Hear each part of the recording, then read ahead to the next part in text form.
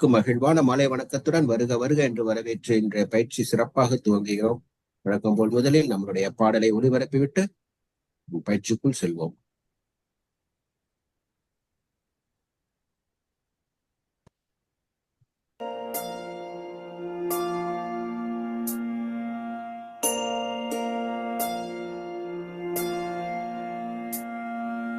கருவாக்கி உருவாக்கி எனையாண்டு காத்தருளும் இறைவா நன்றி. எங்கும் நிறைந்தோனே எல்லை இலாதானே, எங்கேயும் எப்போதும் என் குலம் காப்பவனே. நெஞ்சம் துணிய துணையாய் வருவாய், நேர்மறை உணர்வுகள் பெருகிடச் செய்வாய். உடலில் உறுதியை பெரிதாய் தருவாய், உனை உணரும் அறிவை என்னுள்ளருள்வாய். சுற்றமனைத்தும் காப்பவனே, செய்தொழிலில் ஏற்றம் தருபவனே, எடுத்த செயலில் வெற்றி கொடு, என் ஆற்றல் பெருகிட அருளை கொடு.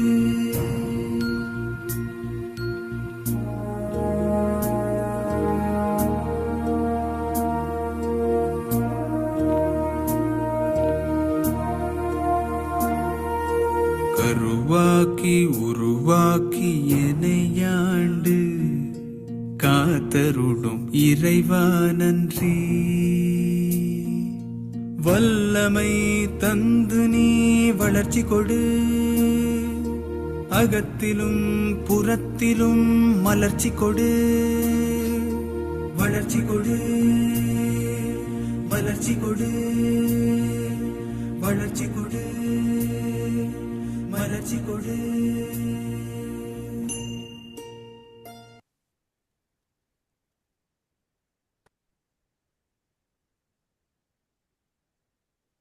அன்பு நண்பர்களுக்கு மகிழ்வான மாலை வணக்கத்துடன் மீண்டும் ஒருமுறை வருக வருக என்று வரவேற்கிறோம்.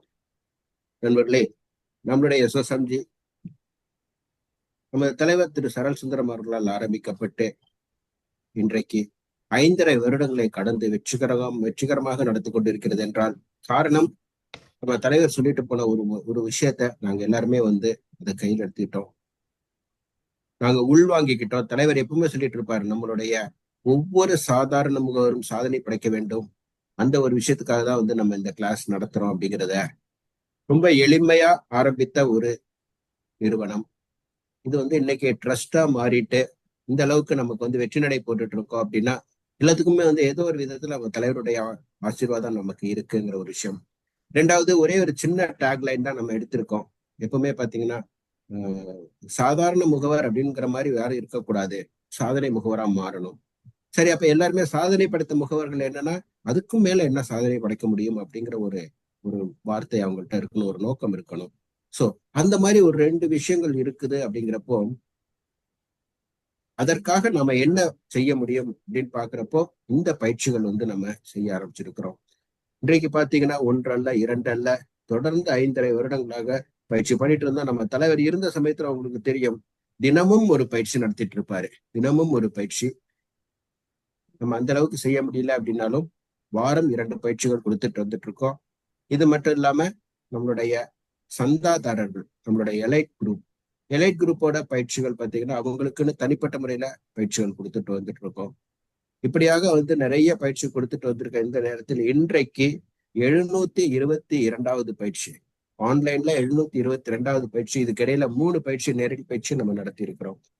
இன்னைக்கு 722வது பயிற்சி அப்படின்னு சொல்லும்போது ரொம்ப சிறப்பான ஒரு பயிற்சி.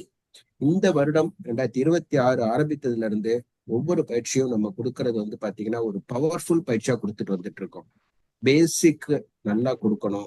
ஒரு முகவரா பேசிக் நிறைய நல்லா இருந்தாதான் நம்மளோட வெற்றிங்கிறது சிறப்பா இருக்கும் அப்படிங்கிற ஒரு விஷயம். அதே மாதிரி அட்வான்ஸ்டு பயிற்சி அதுவும் நம்ம பிளான் பண்ணிட்டு இருக்கிறோம். அந்த வகையில் இன்றைக்கு பாத்தீங்கன்னா ப்ராஸ்பெக்டிங். ப்ராஸ்பெக்டிங்னு சார் சொல்லும் போதே நான் என்ன பண்ணேன், கீழே ஃபார் திஸ் இயர் அப்படின்னு ஒரு டேக் சேர்த்திருந்தேன். என்ன அப்படின்னா ஒவ்வொரு வருஷமும் நம்ம ப்ராஸ்பெக்டிங் பண்றோம். அப்போ ப்ராஸ்பெக்டிங்ல என்ன வித்தியாசம் பண்ண முடியும், ப்ராஸ்பெக்டிங்ல என்ன சேஞ்சஸ் பண்ண முடியும் அப்படின்னு எடுக்கும்போது, ஒரு முகவரா நம்மளுடைய தொழிலுக்கு, நம்மளுடைய முகவாண்மைக்கு நம்மளுடைய முதல் படி, முதல் வேலை அப்படிங்கிறது வந்து ப்ராஸ்பெக்டிங் அப்படின்னு தான் சொல்லுவாங்க. ஏன்னா ப்ராஸ்பெக்டிங் இருந்தாதான் ஒரு ஒரு ஒரு ஒரு சுவர் இருந்தாதான் அதுல சித்திரம் வரைய முடியும். சித்திரம் வரைய தெரியும் அப்படின்னு நம்ம சொல்லிட்டு இருப்போம். ஆனா சுவர் இல்ல, எழுதுறதுக்கு ஒரு இடமும் இல்லை அப்படிங்கிறப்ப நம்ம எப்படி அதை வரைஞ்சு கத்துக்க முடியும், இல்ல வரைந்து பார்க்க முடியும் அப்படின்னு பாருங்க. சோ அதனால ஏதோ பேஸ் இருக்கணும் இல்லையா? அந்த பேஸ் அப்படிங்கிறது வந்து என்னன்னா ப்ராஸ்பெக்டிங். சோ அந்த ப்ராஸ்பெக்டிங்கை இன்னைக்கு ரொம்ப தெளிவா, ரொம்ப அழகா, அருமையான ஒரு ஒரு விவாதமா, விஷயமா நமக்கு எடுத்து சொல்றதுக்காக ஐயா PS ரவீந்திரன் ஐயா அவர்கள் வந்திருக்காங்க. வணக்கம். PS ஐயா அவர்களுடைய பயிற்சி நமக்கு வந்து எல்லாருக்குமே தெரிந்த விஷயம். எவ்வளவு அழகா எடுப்பாங்க, எவ்வளவு அதுக்குள்ளார டீப்பா எடுப்பாங்க அப்படிங்கிறது உங்களுக்கு எல்லாம் தெரிஞ்ச விஷயம். இன்றைக்கு நமக்கு பயிற்சி கொடுக்க வந்திருக்கும் PSR ஐயா அவர்களை வரவேற்பதற்காக நம்முடைய முரளி அண்ணா அவர்களை அழைக்கிறேன். முரளி அண்ணா. வணக்கம் நண்பர்களே. வணக்கம் சார். வணக்கம் சார். வணக்கம். வணக்கம். வணக்கம் சார். அன்பு நண்பர்கள் அனைவருக்கும் எனது அருமையான வணக்கத்தை தெரிவித்துக் கொள்கின்றேன். LICல ஏஜென்சி எடுக்கிறதுக்கு நான் எல்லார்கிட்டையும் ஒரு ஆர்வமா சொல்ற ஒரு விஷயம், வழக்கமா சொல்ற ஒரு விஷயம், புண்ணியம் பண்ணியிருந்தா தான் LICக்குள்ள வேலைக்கு வர முடியும். நம்ம தாத்தா பாட்டன் புண்ணியம் பண்ணியிருந்தா தான் ஏஜென்ட்டா வர முடியும். ஏன்னா ஏஜென்ட் வேலையை நம்ம மனசார நினைச்சோம்னா அதை நம்மளை எங்கேயோ கொண்டு போய் வைக்கும். அதை நான் அனுபவிச்சுக்கிட்டு இருக்கேன்றதுனால நான் அதை திருப்பி சொல்றேன். அருமையான ஒரு தொழில் கிடைக்கணும்னா ஆண்டவன் நமக்கு கண் பார்க்கணும். ஆண்டவன் கண் பார்க்கணும்னா நம்ம புண்ணியம் பண்ணா நமக்கு கிடைக்காது. நம்ம தாத்தா பாட்டன் புண்ணியம் பண்ணது நமக்கு கிடைச்சிருக்கு, நம்ம அனுபவிச்சுக்கிட்டு இருக்கோம். அருமையான இந்த வேலையில் அதை ஞாபகப்படுத்தணும்னா, நம்ம ஒரு புனிதமான தொழில் செய்து கொண்டிருக்கிறோம் என்று பெருமைப்பட்டு கொண்டிருக்கும் பொழுது, நம்ம எப்படி ஏஜென்டா இருக்குமோ அது மாதிரி 1980ல நான் 82ல வந்தேன், நான் நெஞ்ச தட்டிக்கிட்டு இருக்கேன். இவர் 80லயே ஏஜென்டா உள்ள வந்திருக்காரு. 1980லயே தாம்பரம் பிரான்ச்ல ஏஜென்டா வந்து இந்த புனிதமான தொழில்ல இன்னும் கொஞ்சம் முக்கியத்துவம் வாங்கி, அந்த புனிதத்துக்கே ஒரு குருநாதர் வேலை செய்யற மாதிரி அதுக்குள்ளேயே ஒரு டெவலப்மெண்ட் ஆபீசர் வேலை. நாங்க 82ல எல்லாம் ஏஜென்சி எடுத்தோம்னா அந்த பிரான்ச்லயே பணம் கட்ட முடியாது. அந்த பிரான்ச்சுக்குள்ளே இருக்காது. அதை தவிர வேற பிரான்ச்ல போய் கட்ட முடியாது, அங்கதான் வந்து கட்டணும். ஆனா அந்த காலத்துல அந்த டிவிஷன்லயே டெவலப்மெண்ட் ஆபீசர் போஸ்ட் கொடுக்க மாட்டாங்க. சாருக்கு அப்பயே அங்கேயே கொடுத்துருக்காங்கன்னா அவருடைய திறமையும் அவருடைய தன்னலமற்ற ஒரு உழைப்பையும் எதிர்பார்த்து தான் LICயே அவருக்கு 1985ல 5 ஆண்டுகள்ல அங்கேயே வளர்ச்சி அதிகாரியா கொடுத்துருக்காங்க. அங்கேயே ரெகுலரா பண்ணிட்டு 2011ல SBA அங்கே அது ஒரு அருமையான பொறுப்பான பதவி. அங்கிருந்து அவர் பண்ணிட்டு பணி நிறைவு பெற்று அப்புறமும் வீட்டுல போகல. இன்னும் LICA அப்படின்னு ஒரு நமக்கு சர்வீஸ் பண்ணும் முகவர்களுக்கு தான் இருக்கும் வரை எத்தனையோ அதிகாரிகள், எத்தனையோ பதவியில் உள்ள பெரிய பெரிய ஆள்லாம் எப்படியாவது ரிட்டையர்ட் ஆனா போதும் சாமி அப்படின்னு சாமியை கும்பிட்டு வீட்டுல போய் ரெஸ்ட் எடுக்கிற காலத்துல வாழ்நாள் முழுவதும் LICக்கும் முகவர்களுக்கும் உழைப்பேன் என்று கூறி இன்னும் வரைக்கும் LICக்கு வேலை பார்த்துக்கிட்டு இருக்க அவரை உங்கள் அனைவர் சார்பாக வாழ்த்தி வணங்கி வரவேற்கின்றேன். அதோடு முடியவில்லை, இன்னும் 2-3 வாசகங்கள் அவரை பற்றி சொல்லியே ஆக வேண்டும். பயிற்சி கொடுப்பதற்கென்றே வகுப்பு இருந்தும் அரசாங்கத்திலிருந்தே இடம் வச்சு கொடுத்தும் பயிற்சி பண்ணாதால் எவ்வளவோ பேர் இருக்கும்.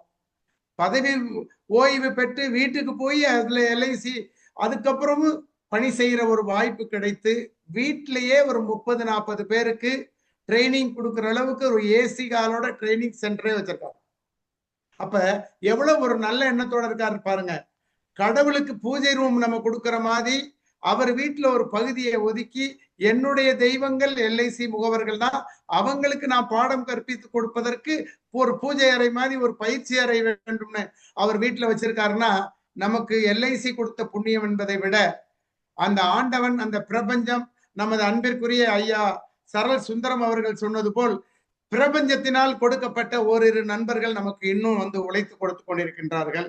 அவர் பயிற்சியில் இருக்கும்போது இதுவரை 800 முகவர்களுக்கு மேல் கிட்டத்தட்ட 1000 தொட்டுட்டார்.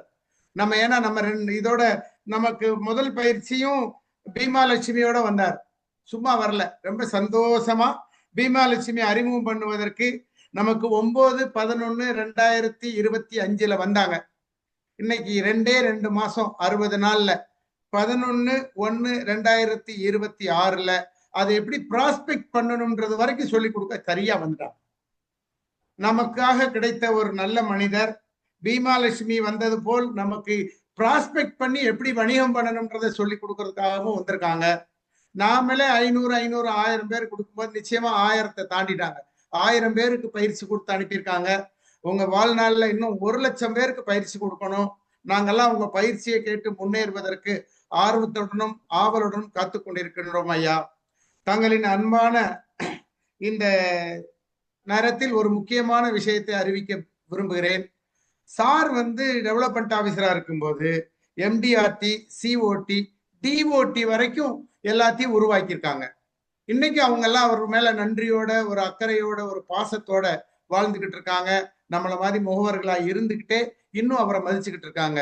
அந்த அளவுக்கு ஒரு தன்னலம் இல்லாத ஒரு பொதுநலத்தோட, பொதுநலம் என்று சொல்வதை விட முகவர் நலம் என்றே சொல்லலாம், முகவர்களுக்காகவே உழைக்கக்கூடிய அருமை ஐயா அவர்கள் இன்னும் 100 ஆண்டுகள் இருந்து நம் அனைவருக்கும் பயிற்சி கொடுத்து, இப்போதெல்லாம் என் பேரனே வந்துட்டான் வகுப்புக்கு, எல்லாருக்கும் பயிற்சி கொடுத்து எல்லாரையும் முன்னேற்ற வர வேண்டும் என்று ஆண்டவனை வேண்டிக் கொண்டு இந்த பிரபஞ்சத்தின் வாயிலாக உங்களை வேண்டி விரும்பி கேட்டுக்கொள்கின்றேன். உங்கள் அருமையான பயிற்சியை ஆரம்பிப்பதற்காக இத்துடன் என்னுடைய வரவேற்புரையை நிறைவு செய்து கொண்டு உங்களை வருக வருக வென்ற வரவேற்கின்றேன். வாருங்கள் ஐயா, நடத்துங்க சார், உங்களுக்கு தான் கிளாஸ். Welcome sir. ரைட். இது கொஞ்ச நேரத்துக்கு என்னோட ஃபேஸ் ப்ளோ அப் பண்ணுங்க. நான் அப்புறம் சொல்லச்ச பவர் பாயிண்ட்டுக்கு போயிடுறேன்.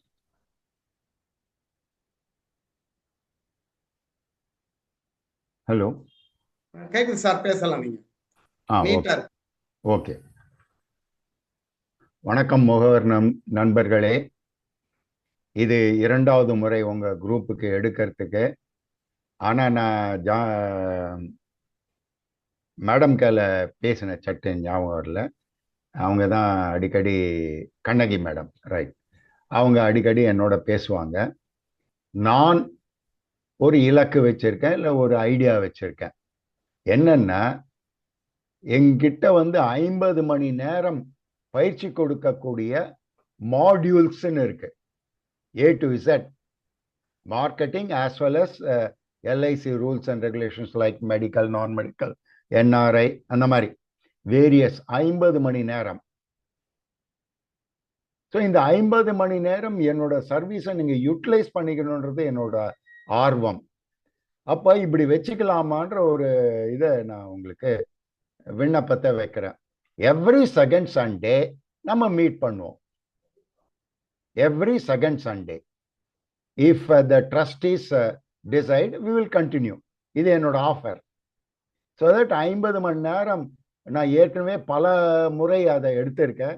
எல்லாரும் ரொம்ப நல்லா இருந்தேன். நான் பாட்டம்லேருந்து மேலே, நான் எம்டிஆர்டிக்குன்னு தனியாக செஷன் எடுக்க மாட்டேன். ஆனால் என் செஷன்ஸ் அட்டன் பண்ணவங்களாம், இங்கே என்னோட ட்ரைனிங் சென்டரில் அட்டன் பண்ணவங்கெல்லாம் நிறைய எம்டிஆர்டி ஆயிருக்காங்க. அப்புறம் சில பேர் ஆஃபீஸே ஓப்பன் பண்ணியிருக்காங்க. நீங்கள் ஏன் ஆஃபீஸ் ஓப்பன் பண்ணணும், எல்லாம் அதில் அடக்கம் வரும். ஸோ இது நீங்கள் திங்க் பண்ணிக்கோங்க. If you want we will fix on second Sunday, every second Sunday. இந்த செகண்ட் சண்டே ஆரம்பிச்சிருக்கோம். எவ்ரி செகண்ட் சண்டே என்னால் எவ்வளோ ஒரு 50 hours எவ்வளோ வாரமோ அத்தனை வாரம், அத்தனை மாதம் நம்ம எடுப்போம். ஓகே.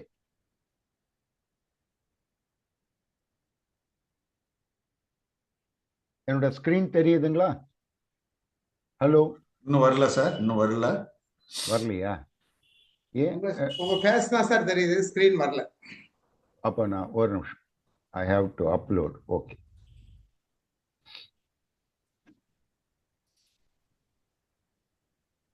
இப்ப தெரியுதா? ஸ்கிரீன் வர ஆரம்பிச்சிருச்சு. டிஸ்ப்ளே ஆயிடுச்சு சார். ஓகே, வந்துருச்சு. ஓகே.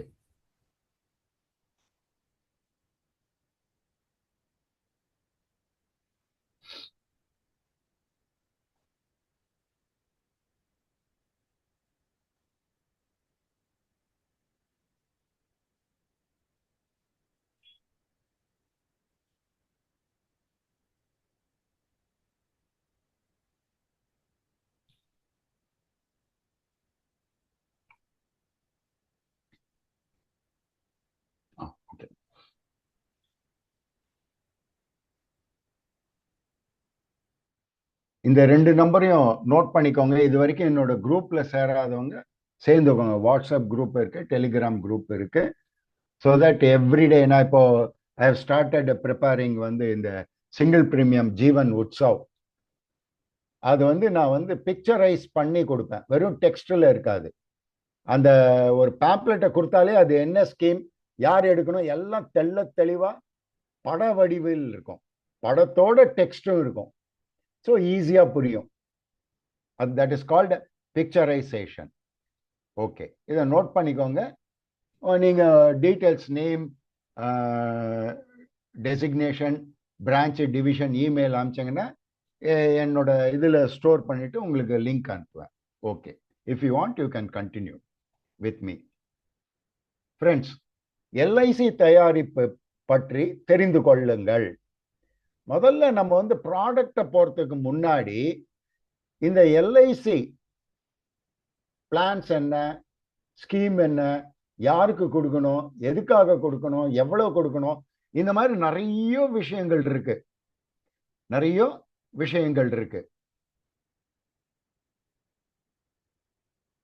இது வந்து ஒரு வியாபாரம். அதாவது we are all sales representatives, either agent or development officer. நம்மலாம் ஒரு சேல்ஸ் ரெப்ரசன்டேட்டிவ். அந்த சேல்ஸ் ரெப்ரசன்டேட்டிவ்ல நம்ம முகவர்கள் இல்லை வளர்ச்சி அதிகாரின்ற ஒரு டைட்டில கொடுத்துருக்காங்க. ஓகே, அது கண்ணுக்கு புலப்படாது. இந்த இப்போ பிளான் வந்து ஒரு ஸ்கெட்ச் போட்டோ இல்லை பிக்சரைசேஷனோ அது மூலமாக தான் கொடுக்க போகிறோம். அப்போ அவர் மைண்ட்ல ஏற்றிக்கிட்டு இதனோட பலன்கள், இது ரெண்டாவது வந்து இம்மீடியட்லி அனுபவிக்க முடியாது. இந்த பலனை மெச்சூரிட்டியில தான் அனுபவிக்க முடியும். சில பிளான்ல வந்து மணி பேக்ல அனுபவிக்க முடியும். ஸோ இதை பொறுத்த வரைக்கும் இந்த மெச்சூரிட்டி ஆர் சர்வைவல் பெனிஃபிட்டை அனுபவிக்கிறது ஒரு காலகட்டத்துக்கு அப்புறம் தான், இம்மீடியட்லி உணர முடியாது. அதை ஐம்புலன்களால் உணர முடியாது. இப்போ ஸ்வீட் நல்லா இருக்கான்னா டேஸ்ட் பண்ணி பார்க்க முடியும், பெர்ஃப்யூம் நல்லா இருக்கான்னா மோந்து பார்க்க முடியும். இந்த மாதிரி எது வேணாலும் நம்ம ஐம்புலன்களால் உணர்ந்து அது தேவையா இல்லையான்னு டிசைட் பண்ணி வாங்கிடுறோம். வேற எல்ஐசி பாலிசி அந்த மாதிரி காட்ட முடியாது. அதனால் விற்பது கடினமாகிறது. இப்போ நான் இந்த கிளாஸ் ஃபுல்லா உங்க மைண்டை தான் செட் பண்ண போறேன்.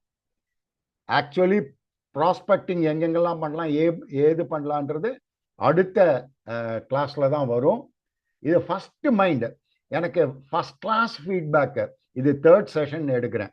இந்த பர்டிகுலர் சப்ஜெக்டே 3rd செஷன் எடுக்கிறேன். லாஸ்ட் 2 செஷன்ஸ்ல எல்லாரும் கொடுத்த ஃபீட்பேக்கு, இது வரைக்கும் நாங்கள் பயந்துருந்தோம் சார், இனிமேல் நாங்கள் ஏஜென்ட் சொல்றதுக்கு பயப்பட மாட்டோம், எல்லாரையும் பார்ப்போம். ஸோ இந்த விழிப்புணர்ச்சி வரணும். நிறைய பேர் பயந்துக்கிட்டு அறிமுகமே பண்ணாம வெறும் ஏஜென்சியை வச்சுக்கிட்டு அப்படியே ஓட்டுறீங்க. ஓகேவா? ஸோ இது வந்து ஒரு ஈஸியா விற்கக்கூடிய ப்ராடக்ட் இல்லை. ஆனால் சார் சொன்ன மாதிரி, என்னை இன்ட்ரடியூஸ் பண்ண அவர் சொன்ன மாதிரி, ஒரு காலகட்டத்துக்கு அப்புறம் ஈஸியா விற்கலாம். அந்த காலகட்டம் வரை நீங்க இதை தெய்வீகமா இன்வால்வ்டா பண்ணணும். அதனால் காப்பீட்டு விற்பனையில் எல்ஐசி முதலிடத்தில் உள்ள நிறுவனமாகும். இது கடினமாக இருந்தாலும் நீங்க ரெப்ரசன்ட் பண்ற அந்த ஆர்கனைசேஷன் நம்பர் 1 ஆர்கனைசேஷன். அதாவது நம்மளோட organisation LIC of India number 1. எப்படி நம்பர் 1 வர முடியும்? முகவர்கள் ஆகிய நீங்க தான் வைக்கிறீங்க. பாருங்க, அந்த இதுக்கும் சொல்லுக்கும் இந்த சொல்லுக்கும் மலைக்கும் மடுவுக்கும் உள்ள வித்தியாசம். ஆனா அந்த மலைக்கும் மடுவுக்கும் முடிச்சு போட்டீங்கன்னா இது ஈஸி. எனவே விற்பனை செய்வதற்கான வழிமுறையை தெரிந்திருந்தால் விற்பனை செய்வது ஓரளவிற்கு எளிதாகிறது. விற்பனை என்ன, எப்படி செய்யணும், எந்த நேரத்தில் செய்யணும், இந்த மாதிரிலாம் நிறைய விஷயங்கள் இருக்கு. இது வெறுமை நீங்க 5 பிளானை கத்துக்கிட்டு போயிட்டு 4 பேரை பார்த்துட்டோம், 10 பேரை பார்த்துட்டோம், 20 பேரை பார்த்துட்டோம், விற்கிற ஒரு இது இல்லை. அதெல்லாம் அடுத்த ஸ்டேஜ் தான். முதல்ல உள்வாங்கிக்கணும், இது என்ன மாதிரி தொழில், ஏஜென்சினா என்ன அப்படின்னு தெரிஞ்சுக்கணும். தெரிஞ்சாதான் அடுத்த ஸ்டெப் நீங்க போக முடியும். இதில் மனிதர்களையும் விஷயங்களையும் கையாள்வது அடங்கும். அதாவது மென் அண்ட் மேட்டர்ஸ்னுவா இங்கிலீஷ்ல. மனிதர்களையும் விஷயங்களையும். மனிதர்கள் எப்படி வேணாலும் நடப்பாங்க, ஒருத்தர் நடந்த மாதிரி இன்னொருத்தர் நடக்க மாட்டார். அத மாதிரி விஷயங்கள், ஒரு விஷயம் நடந்த மாதிரி இன்னைக்கு நடக்கிற மாதிரி நாளைக்கு இருக்காது, இல்ல 5 நிமிஷத்துக்கு முன்னாடி நடந்த விஷயம் இப்ப நடக்காம இருக்கும், என்ன வேணாலும் இருக்கும். ஸோ இதை ஹேண்டில் பண்ண தெரிஞ்சுக்கிட்டா நீங்க சக்சஸ்ஃபுல் ஏஜென்ட்டா மாறிடலாம்.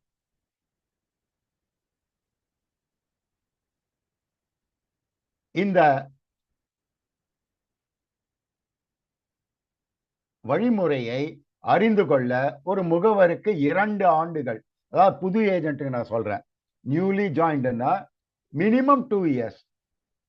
ஆர் நீங்க ஜஸ்ட் லைக் தட் பிசினஸ் பண்றீங்க, ஆனா டீப்பா இது என்ன ஏதுன்னு தெரியலன்னா கூட ஒரு 2 ஆண்டு தேவை. இது என்ன டீப்பா முதல்ல எந்த மாதிரி ப்ராடக்டை விற்கிறோம் அப்படின்னு தெரிஞ்சுக்கணும். 3வது ஆண்டுலேருந்து இது ரொம்ப ஈஸி. 2 வருஷம் நீங்க எஸ்பெஷலி இது நியூலி ஜாயின்ட் ஏஜென்ட்ஸ்க்கு பொருந்தும். 2 ஆண்டு நீங்க தெய்வீகமாக எல்லாம் நீங்க பண்ணீங்கன்னா, இன்வால்வ்டா பண்ணீங்கன்னா 3வது ஆண்டுலேருந்து பிசினஸ் ஈஸி. இதுல இன்னொன்னு என்னன்னா, ஏஜென்ட்ஸ் எக்ஸ்பெக்டேஷன். நீங்க ஒரு பார்ட்டியை பார்க்க போச்சே, அவருக்கெல்லாம் இந்த பெரிய கமிஷன் வரணும், பெரிய பிரீமியம் வரணும், அவர் போன உடனே எடுத்துடணும், அதாவது முதல் சந்திப்பிலே எடுத்து விட வேண்டும், இந்த மாதிரி ஹை எக்ஸ்பெக்டேஷனோட போறீங்க. அது தப்பானது. ஆனா இன் ரியாலிட்டி என்ன இருக்கு, அது சின்னதாக முடிகிறது, இல்லைன்னா முடியாமல் போகிறது. இந்த 2த்துல தான் இருக்கு. முடிவு என்னவா இருக்கு, சின்னதா முடியுது, இல்லைன்னா இல்லைன்னு முடியுது ரியாலிட்டி. அப்போ எக்ஸ்பெக்டேஷன் ஹையா இருந்தது, முடிவு ரொம்ப ரொம்ப சின்னதா இருந்தா டிஜெக்ஷன் அண்ட் ரிஜெக்ஷன் வரும். இந்த இது வரக்கூடாது. ஏன்னா உங்க தொழில் மக்களை பார்ப்பது, மக்களை சந்தித்து நீங்க என்ன செய்யறீங்க, இந்த ப்ராடக்ட் உங்களுக்கு எப்படி பொருந்தும், இந்த மாதிரி விளக்கம் சொல்ல வேண்டும். இதுதான் உங்கள் கடமை. இந்த கடமையை துல்லியமாக செய்தால் ரிசல்ட்ன்றது ஆட்டோமேட்டிக்கலி வரும். பட் ரிசல்ட்டை முதல்ல எடுத்து வச்சுக்கிட்டு நீங்க உங்க வேலையை செஞ்சீங்கன்னா டிஜெக்ஷன் தான் வரும். இந்த 2 ஆண்டுகளை நீங்கள் அர்ப்பணிப்புடனும் உறுதியுடனும், அர்ப்பணிப்புனா இன்வால்வ்டு, உறுதியுடனும் மன தைரியத்துடனும் கடந்தால் 3வது ஆண்டு ஈஸி. அதாவது நான் வெறும் வருடத்தை கடப்பதை சொல்லல. இந்த 365 365 730 நாள் நீங்க எவ்வளவுக்குள்ள உழைக்கிறீங்களோ, 24 மணி நேரத்துல எவ்வளவு மணி நேரம் உழைச்சி நான் என்ன சொல்றேன்னா, இந்த 2 வருடத்துல நீங்க பெரிய பிசினஸ் பண்ணணும் அப்படின்னு நல்லா கத்துக்கணும்ன்ற ஒரு ஆர்வத்தோட பண்ணுங்க, துல்லியமா கத்துக்கணும்ன்ற ஆர்வத்தோட பண்ணுங்க. 3வது வருஷத்துல ஒண்ணுமே இல்லை. இது நீங்க இனிஷியலி நிறைய பிசினஸ் பண்ணிட்டு அப்புறம் எனக்கு தெரிஞ்சு, நான் இது பொதுவான கருத்து சொல்றேன், 3வது வருஷம் காணாம போயிடுறாங்க. பாப்பா இரு இரு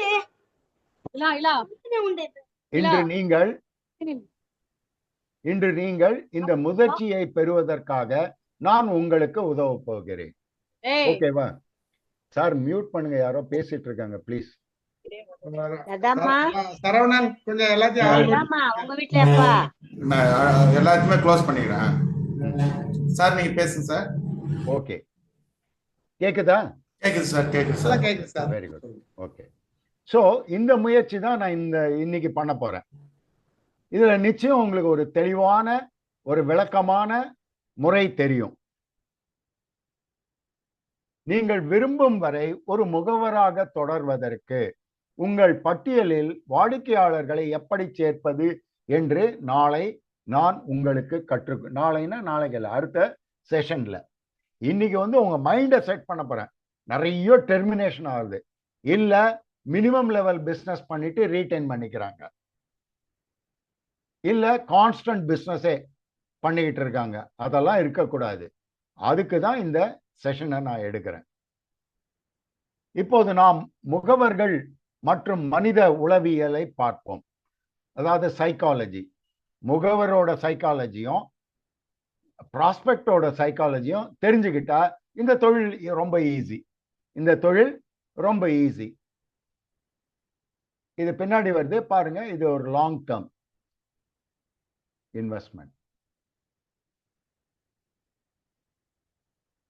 இது வந்து லாங் டேர்ம் இன்வெஸ்ட்மெண்ட்னால இன்னும் டெஃபர் பண்றாங்க, யோசிக்கிறாங்க. நான் உதாரணத்துக்கு ஒண்ணு சொல்றேன் பாருங்க. இப்ப நான் ஒரு பேனா விற்பனையாளர்.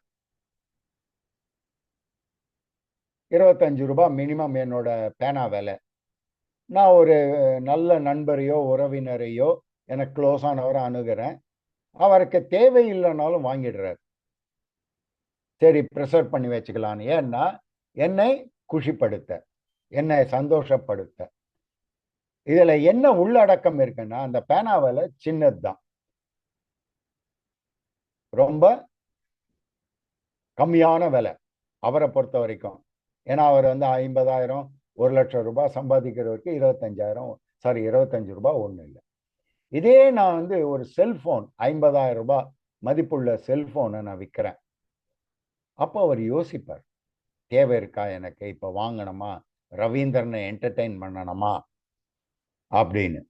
ஸோ இதை விட பெருசு என்னன்னா ஆயுள் காப்பீட்டு பாலிசிகள். ஏன்னா இன்னைக்கு அவருக்கு எடுக்கிற கெப்பாசிட்டி இருக்கும், ஆனா 25 வருஷம் கட்ட முடியுமா? இந்த யோசிப்பினால் நிறைய பேர் டெஃபர் பண்றாங்க, நிறைய பேர் நோன்னு சொல்றாங்க. அதுக்கெல்லாம் எப்படி விளக்கம் கொடுக்கணும் என்னன்றது பின்னாடி நான் என்னோட கிளாஸ்ல கவர் பண்ணுவேன். அதனால்தான் இங்க போட்டேன். It's long term. மெயின் ஒரு டிராபேக் ஆர் மெயின் ஒரு ஹிட்ச் என்னன்னா இதான். லாங் டேர்ம் இருந்தாலும் நிறைய பேர் யோசிக்கிறாங்க. யாரெல்லாம் வாய்ப்பாளர்கள்? ஒரு பொருளை வாங்கும் திறன் கொண்டவர்கள். ஒரு பொருளை வாங்கும் திறன் கொண்டவர்கள். வாய்ப்பாளர்களை எப்படி அணுக வேண்டும்? நாம் விற்கும் பொருளை வாங்கும் தகுதியுள்ளவர்களை அணுக வேண்டும். இப்ப நான் கார் ரெப்ரசன்டேட்டிவ் ஒரு கிளர்க்குகளை, ஆர்டினரி கிளர்க்குகளை போய் அப்ரோச் பண்ணலாமா? முடியாது. ஸோ அதுக்கு உண்டான தகுதி என்ன? இப்போ என்னோட வகுப்பு இப்போ இந்த குரூப்லயே ஏன் வந்து ஒரு நிறைய பேரை இன்வைட் பண்ணி கிளாஸ்லாம் எடுக்க சொல்றாங்கன்னா, நீங்க மினிமம் ஒரு 25 லட்சம் ரூபாய் சம்மர்ஷூட் உள்ள பாலிசியை விற்கணும். அப்பதான் இந்த முகவாண்மைக்கே ஒரு மதிப்பு. வெறும் 5 லட்சம் ரூபாய் பாலிசியோ 2 லட்சம் ரூபாய் பாலிசியோ 100 கணக்கில் வித்தா கூட என்னை பொறுத்த வரைக்கும் ஏஜென்சி அது பொருந்தாது. இந்த முகவர்கள் ஏன்னா இந்த 25 லட்சம் குடும்பத்தை காப்பாற்றும். அவருக்கு ஏதாவது அசந்தர்ப்பம் ஏற்பட்டால், இப்ப 100 பாலிசி 2 லட்சத்துக்கு வித்தா எனக்கு வருமானம் வரும், ஏஜென்ட் ஆகிய எனக்கு வருமானம் வரும். ஆனா குடும்பத்துக்கு பாதுகாப்பு இருக்குமா? அந்த 2 லட்சம் $1 மில்லியன் கொஸ்டின் மார்க். அப்ப நம்ம தொழிலை சிறந்து பண்ணல. ஸோ இந்த 25 லட்சம் மினிமம் பண்ற ஒவ்வொரு பாலிசியும் உங்க கையில 25 லட்சம் ரூபாய் விற்கக்கூடிய திறனை நீங்க வளர்த்துக்கணும். அப்பதான் நீங்க முகவாண்மைக்கு ஒரு மகுடம் செலுத்தின மாதிரி. எனவே விற்பனையாளரும் வாங்குபவரும் பல வழிகளில் பொருந்த வேண்டும். அதாவது விற்பனையாளர் தனது தயாரிப்பை பற்றி முழுவதும் அறிந்து கொள்ளாமல் மேலும் சில விற்பனை திறன்களை வளர்த்து கொள்ள வேண்டும். அறிந்து கொள்வதல்லாமல், அதாவது ப்ராடக்ட் நம்ம நாலேஜ் கத்துக்கலாம், நிறைய பேர் சொல்லி தருவாங்க. ஆனா விற்பனை திறன் யாராலையும் கத்துக் கொடுக்க முடியாது. ஹிண்ட் வேணா சொல்லலாம், இதை நீங்க அனுபவிச்சுதான் கத்துக்க முடியும். எக்ஸ்பீரியன்ஸ்ல தான் விற்பனை திறனை நீங்க வளர்த்துக்க முடியும். எப்ப எக்ஸ்பீரியன்ஸ் கிடைக்கும்? மேக்சிமம் நீங்க ஃபீல்டில் இருந்த மேக்சிமம் நம்பர் ஆஃப் பர்சன்ஸை போய் பார்த்தீங்கன்னா அப்பதான் இந்த திறனை வளர்க்க முடியும். ஒரு 10 பேரை பார்த்ததுனால வளர்த்துக்க முடியாது. 100 பேர்ல குறைஞ்சது பார்க்கணும்.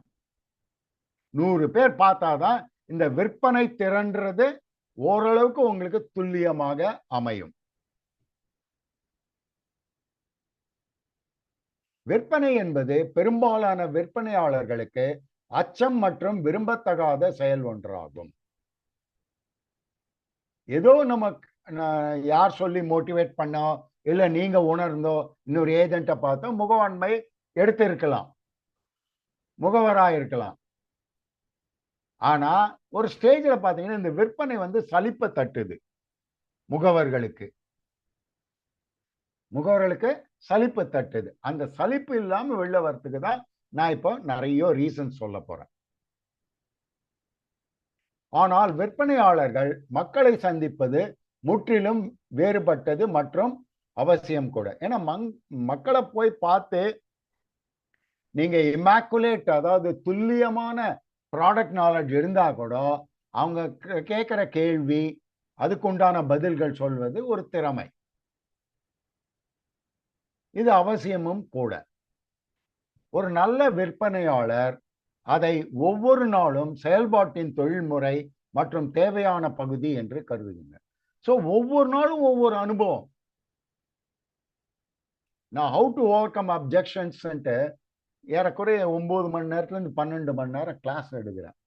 இது நான் அனுபவித்தது, நான் எங்கேயும் போய் கத்துக்கல. Initial objection, middle objection, closing objection, after sales objection 4 விதமா பிரிச்சு இதுல மக்கள் என்னென்ன கேள்வியெல்லாம் கேட்பாங்க, எந்த கேள்வி கேட்டா என்ன பதில் சொன்னா அவங்க ஓரளவுக்கு கன்வின்ஸ் ஆவாங்க. இது நான் அனுபவித்து உங்களுக்கு பயனுள்ளதாக கொடுக்கிறேன். சோ இது தேவையான ஒன்று. இந்த அனுபவம்ன்றது தேவை. ரிசல்ட் பாலிசி வந்துதான் வரலையா பார்க்கவே பார்க்காதீங்க. 10 நாள் நீங்க ஃபீல்டுல இருக்கீங்க, 10 நாள்ல ஒரு பாலிசி கூட வரல, கவலையே படாதுங்க. ஆனா இந்த 10 நாள் அனுபவம் 11வது நாள் ஒரு வெளிச்சத்தை கொடுக்கும். அந்த நம்பிக்கையில தான் நீங்க போகணும். ஒவ்வொரு முறையும் கடவுள் பல வழிகளில் நம் முன் மக்களை அனுப்புகிறார். இதை நம்ம அந்த ஆங்கிள்லயே பார்க்க மாட்டேன்றோம். அந்த அறிமுகம் மற்றும் தொடர்பை தக்க வைத்துக் கொள்வது நம்மிடம்தான் உள்ளது. இப்ப உதாரணத்துக்கு ஒரு கொரியர் பாய் வரார், டெலிவரி பண்றார். நீங்க ஏதோ ஆர்டர் பண்ணி முடிச்ச உடனே ஏற்கனவே பேமெண்ட் பண்ணிருப்பீங்க, இல்லைன்னா பேமெண்ட் கொடுப்பீங்க, அவ்வளவுதான், விட்டுடுவோம். ஆனா கடவுள் அவரை ஒரு ப்ராஸ்பெக்டா அமைச்சிருக்கார். அது நம்ம கண்ணில் பார்க்க மாட்டேன்றோம், நம்ம அறிவுக்கு எட்ட மாட்டேங்குது அது. ஏன்னா அவரும் ஒரு மனிதர், அவரும் சம்பாதிக்கிறார். அப்ப அவர் ஒரு ப்ராஸ்பெக்ட் தானே. அப்ப ஏன் கேட்க கூடாது? முடிச்சிட்ட பிறகு, தம்பி நீ என்னப்பா, நான் ஒரு எல்ஐசி ஏஜென்ட், நீ எப்படி எல்ஐசியில போட்டிருக்க, என்ன ஏதாவது உங்களுக்கு தெரிஞ்ச வகையில் ஆரம்பிங்க, விட்டுறாதீங்க அவரை. முடிவு என்ன வேணாலும் இருக்கட்டும், ஆனா அந்த தொடக்கம் முக்கியம். ஒவ்வொருத்தரையும் கேட்கறது தொடக்கம் முக்கியம். 10 பேரை கேட்டீங்கன்னா யாரோ ஒருத்தர் எடுத்தாலே சக்சஸ் தான்.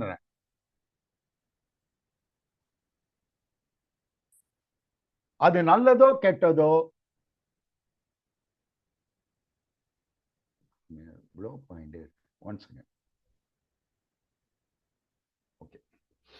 நல்லதோ கெட்டதோ உறுதுணையாக இருப்பார்களோ அல்லது பாடம் கற்பிப்பவரோ தெரியாது.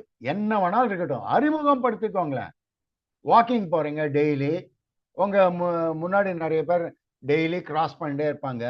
ஒரு 10 நாள் கழிச்ச உடனே அது அந்த ஃபேஸ் உங்களுக்கு ஃபெமிலியர் ஆயிடும். உடனே குட் மார்னிங் சார் சொல்லுங்களேன். நீங்க எல்ஐசி ஏஜென்சியை பத்தி கூட பேச வேண்டாம், குட் மார்னிங். நட்பை வளர்த்துக்கோங்க. நட்பு வளர்த்தா என்ன, ப்ராஸ்பெக்டா மாற போறாரு.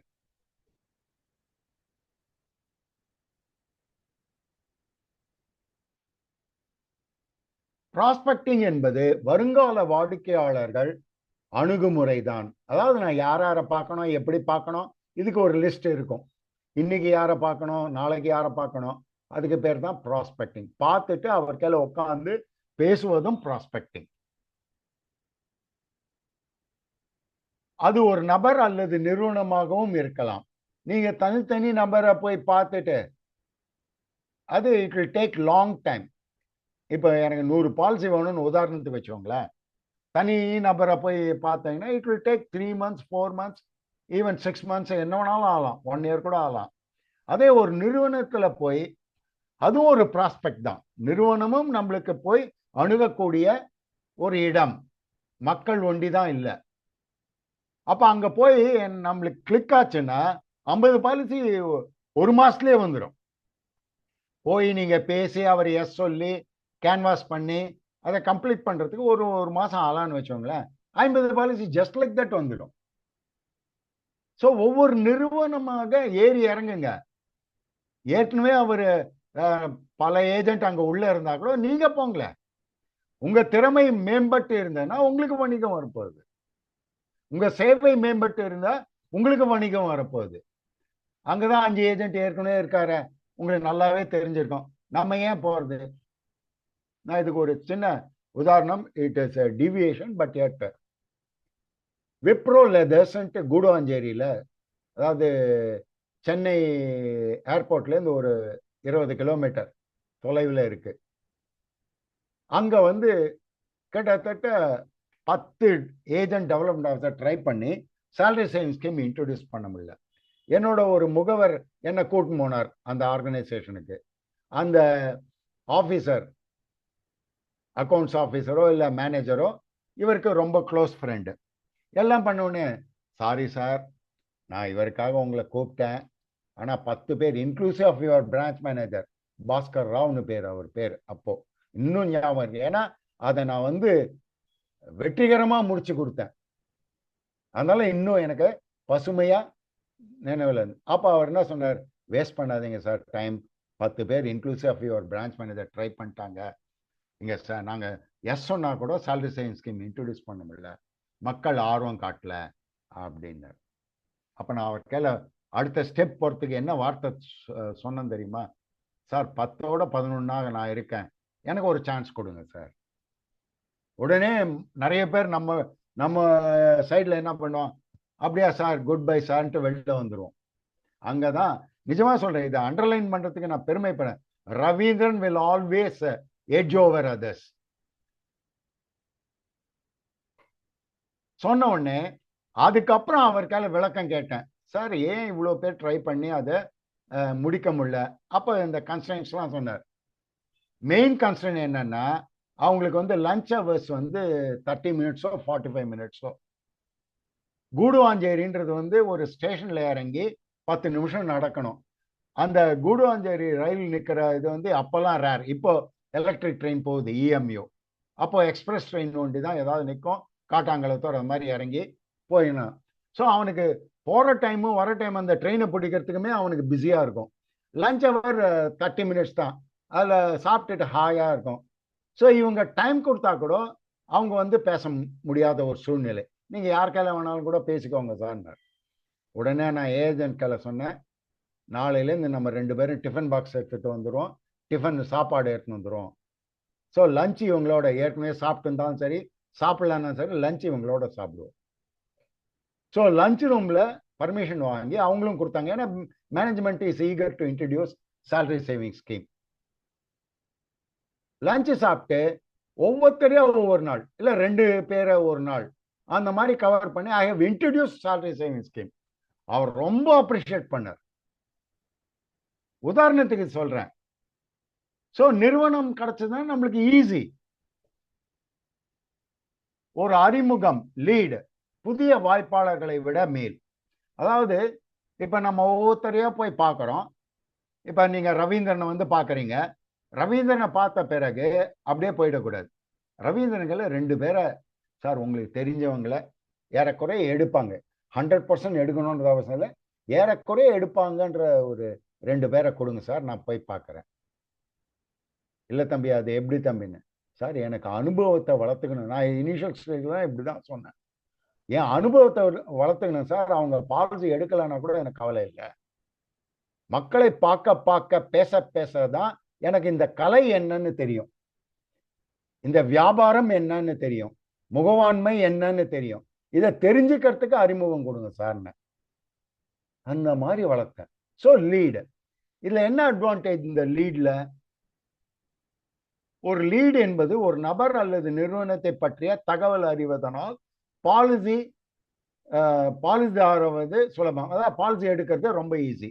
ஏன்னா இப்ப ரவீந்திரன் 2 லீடு கொடுத்தா நீங்க உடனே சார் அவர் என்ன பண்றாரு, ஏது, அவருக்கு எத்தனை பசங்க, சொந்த வீடு இருக்கா, என்ன இன்ஃபர்மேஷன்லாம் கேட்டு வேணாலும் அவர்கிட்ட நம்ம வாங்கிக்கலாம்.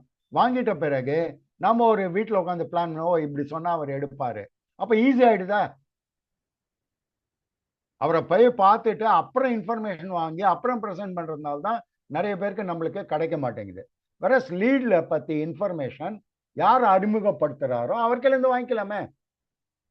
அப்ப ஈஸியா இப்போ அவர் வாடகை வீட்டில் இருக்காருன்னா நீங்க சொந்த வீடு எல்ஐசி HFL போகலாம், சும்மா ஆரம்பிக்கிறது, அப்புறம் பிளான்ல கொண்டு முடியலாம். அந்த ஆரம்பத்துக்கு உதாரணமா இல்ல அவர் டாக்ஸ் பேயரா இருக்கலாம், என்ன வேணாலும் இருக்கலாம். அவர் கொடுக்கிற இன்ஃபர்மேஷன்ல நம்மளுக்கு ஏதாவது ஒரு வலிமையான கருத்து கிடைக்கும். உங்கள் உறவினர்களோ நண்பர்களோ பாலிசிதாரர்களோ பல லீடு கொடுக்கலாம். நீங்க கேட்டீங்கன்னா கொடுப்பாங்க, கொடுக்கலன்னா விட்டுருங்க. அப்புறம் சப்சிக்வெண்ட்லி ஃபோன் பண்ணி கேளுங்க. ஆனா அவரை விடாதீங்க, சும்மா அப்படியே ஹலோ சொல்லிட்டு ஏதோ ஒன்று கேட்டுட்டே பாருங்க.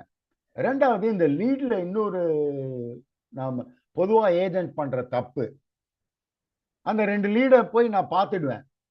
பார்த்துட்டு அது பாலிசி ஆச்சா ஆலையோ, நம்ம யார் லீடு கொடுத்தாங்க அவங்களுக்கெல்லாம் இன்ஃபர்மேஷன் சொன்னோம். சார் நான் போய் பார்த்துட்டேன் சார், உங்க நண்பர் என்னை நல்லா ட்ரீட் பண்ணாரு, உங்க உறவினர் நல்லா ட்ரீட் பண்ணாரு, இந்த மாதிரி எடுத்து சொல்லியிருக்காங்க சார், முடிஞ்சா நீங்க ஒரு வார்த்தை சொல்லுங்க சார் அப்படின்ற ஃபீட்பேக்கை கொடுக்கணும். இல்லைன்னா அடுத்த வாட்டி நீங்க எதுக்கோ ப்ரீமியம் கலெக்ஷனுக்கு போறீங்க, அவரு என்னப்பா நான் 2 லீடு கொடுத்தேன் என்ன ஆச்சு, ஆமா சார் நான் சொல்லணும்னு நினைச்சேங்கன்னா சத்தியமா அவர்களின் லீடு வராது.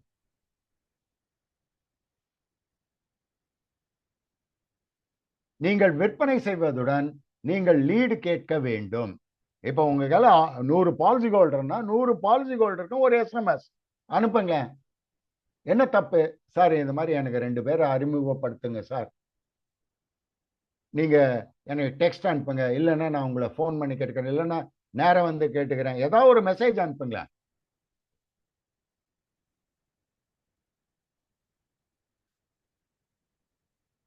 ஒரு விற்பனையாளர் விற்பனைக்கு பிறகு லீடு கேட்கவில்லை என்றால் அவளை போல முட்டாள் இந்த உலகத்தில் யாரும். இது வெப்சைட்லேருந்து நான் எடுத்த வார்த்தைகள், அது அப்படியே தமிழாக்கம், அங்க ஃபுல்லஸ்ட் பர்சன் போட்டிருக்கான். அதனால என்ன தப்பா நினைக்காதீங்க. அது அந்த சேல்ஸ்ல இருக்கவங்களுக்கு ஒரு மனசுல படியணுன்ற அந்த வார்த்தையை அவரு அந்த வெப்சைட்ல போட்டிருக்காரு. ஒரு வாய்ப்பாளர் ஒரு நபர் மற்றும் மனிதரும் கூட, ஒரு நபர் மனிதரும் கூட. இப்பதான் நான் சைக்காலஜிக்கு வரேன். இது வரைக்கும் ஏஜென்ட் என்ன பண்ணணும் ஏது பண்ணணும், ஏஜென்ட் சைக்காலஜி எப்படி அப்ரோச் பண்ணணும் எல்லாம் ஓரளவுக்கு சொல்லிட்டேன். இப்போ ப்ராஸ்பெக்ட் எப்படி பிஹேவ் பண்ணுவார், ப்ராஸ்பெக்ட் எந்த மாதிரி, இதை தெரிஞ்சுக்கிட்டோன்னா விற்பனை ஈஸி. உங்களை போன்று நம்மை போன்று உணர்வுகள் மற்றும் சுகம் துக்கம் வாழ்க்கையின் அழுத்தம் உள்ளவர்கள். அப்ப நீங்க போய் பார்த்த அன்னைக்கே பாலிசி எடுக்கணும்ன்ற ஒரு நோக்கத்தோட போறது பெருந்தப்புன்றது. ஏன்னா அவருக்கு என்ன கஷ்டம் இருக்கும், நஷ்டம் இருக்கும், துக்கம் இருக்கும், எதுவுமே தெரியாது அந்த நாள்ல. நீங்க கேட்டதுனால வாங்கன்னு சொல்லிட்டாரு, அந்த நாளே நீங்க பாலிசி கிடைக்கணும்னு விரும்புறீங்க. அதான் விருப்பம் வேற, என்ன சொல்றது, முடிவு இப்படித்தான் இருக்க வேண்டும் அப்படின்னு ஹை எக்ஸ்பெக்டேஷனோட போகக்கூடாது. புரியுதுங்களா? ஹை எக்ஸ்பெக்டேஷன் இருக்கக்கூடாது. எக்ஸ்பெக்டேஷன் இருக்கணும் அவர் பாலிசி எடுக்கணும்னு. ஆனா இன்னைக்கே எடுக்கணும், இப்பயே எடுக்கணும், இல்ல ஒரு வாரத்துக்குள்ள எடுக்கணும், அந்த எக்ஸ்பெக்டேஷன்ஸ்லாம் இருக்கக்கூடாது. நிச்சயம் எடுப்பாங்க. You give some time. அவர்களும் வாழ்க்கையில் போராடுகிறார்கள், வெற்றி பெறுகிறார்கள், தோல்வி அடைகிறார்கள். நம்மளை போலதான். இப்போ நம்ம 10 பேரை பார்த்துட்டு பாலிசி கிடைக்கலன்னா வெறுத்து போயிடுறோம் இல்லையா? அந்த மாதிரி அவர் என்ன தொழில் இருக்காரு, எப்படிப்பட்ட இது, ஈவன் ஒரு ஸ்டாஃபா இருந்தா கூட, கிளரிக்கல் ஸ்டாஃபோ இல்ல அட்மின் ஸ்டாஃபா இருந்தா கூட அவரோட ஒர்க் ப்ரெஷர் என்னன்னு நம்மளுக்கு தெரியாது. அவர்கள் நீங்கள் விரும்பும் பாலிசிதாரர் அல்ல, அவர்களும் நம்மை போல் ஒரு மனிதர்கள். இது ஃபர்ஸ்ட் திங்கிங் வரணும்ன்றான். முதல் எண்ணம் உங்களை என்ன வரணும்? ப்ராஸ்பெக்ட பார்க்க போகச்சே அவரும் நம்மை போல் ஒரு மனிதர், ஆனால் அவர் பாலிசிதாரர் அல்ல அப்படின்ற எண்ணத்தோட அணுகணுமா. அப்படி அணுகினாதான் உங்களுக்கு சக்சஸ்ஃபுல் ரிசல்ட் வரும். நீங்க அவர் எப்படி இருந்தாலும் பாலிசிதாரர் ஆக்கிடணும்னு போனீங்கன்னா டிஜெக்ஷன் வரும், அவர் நோ சொல்லிட்டா.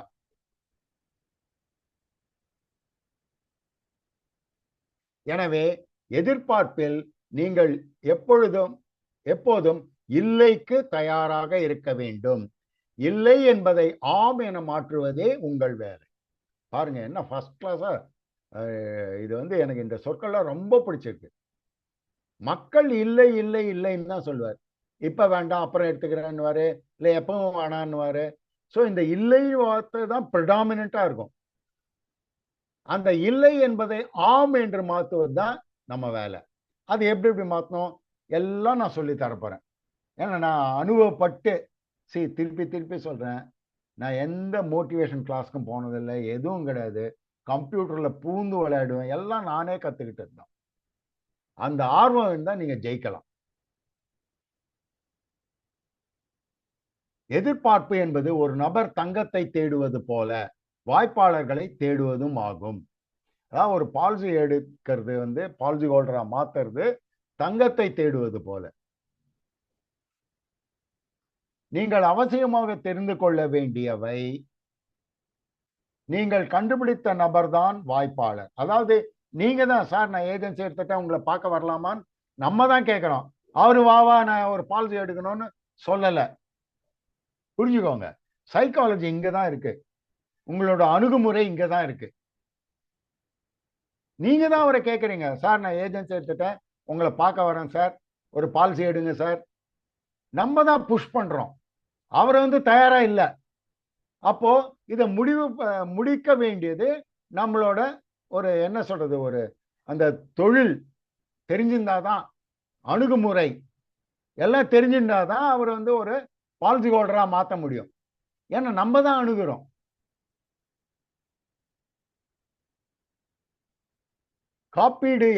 காப்பீடு என்பது இன்னும் விற்பனையாளர்களின் சந்தை, அதாவது சேல்ஸ் மார்க்கெட், மற்றும் வாங்குபவர்களின் சந்தை அல்ல. பையஸ்னா அவங்களா நம்மளை தேடிட்டு வருது, அப்போ போர்டு போட்டாலே போறோம், PS Ravindran LIC agent, PS Ravindran development officer, agency நிறைய இருந்தாலும் வெறும் போர்டை போட்டு வீட்டுக்குள்ள உட்காரலாம். ஆனா இது அப்படி கிடையாது, சேல்ஸ் மார்க்கெட். அப்போ நீங்க மார்க்கெட்ல இருந்தே ஆகணும். எவ்வளவு மணி நேரம் நீங்க மார்க்கெட்ல இருக்கீங்களோ அவ்வளோ சக்சஸ் கிடைக்கும். பிறகு ஒவ்வொரு அழைப்பும் ஏன் இறுதி செய்யப்படும் என்று எதிர்பார்க்கிறீர்கள்? கேட்டுக்கோங்க உங்களையே. நான் தான் கேட்கிறேன் அவரை, நான் தான் போய் சொல்ல போறேன். அப்ப அவர் டெஃபினெட்லி எடுப்பான்ற எக்ஸ்பெக்டேஷன் போறீங்கன்றதான் என்னோட கேள்வி.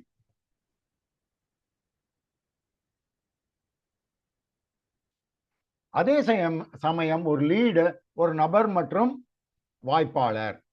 ஆனால் வித்தியாசம் என்னவென்றால் லீடு யாரோ ஒருவரால் கொடுக்கப்படுவது, ஆனால் வித்தியாசம் என்னவென்றால் லீடு யாரோ ஒருவரால் அறிமுகப்படுத்தப்பட்டது.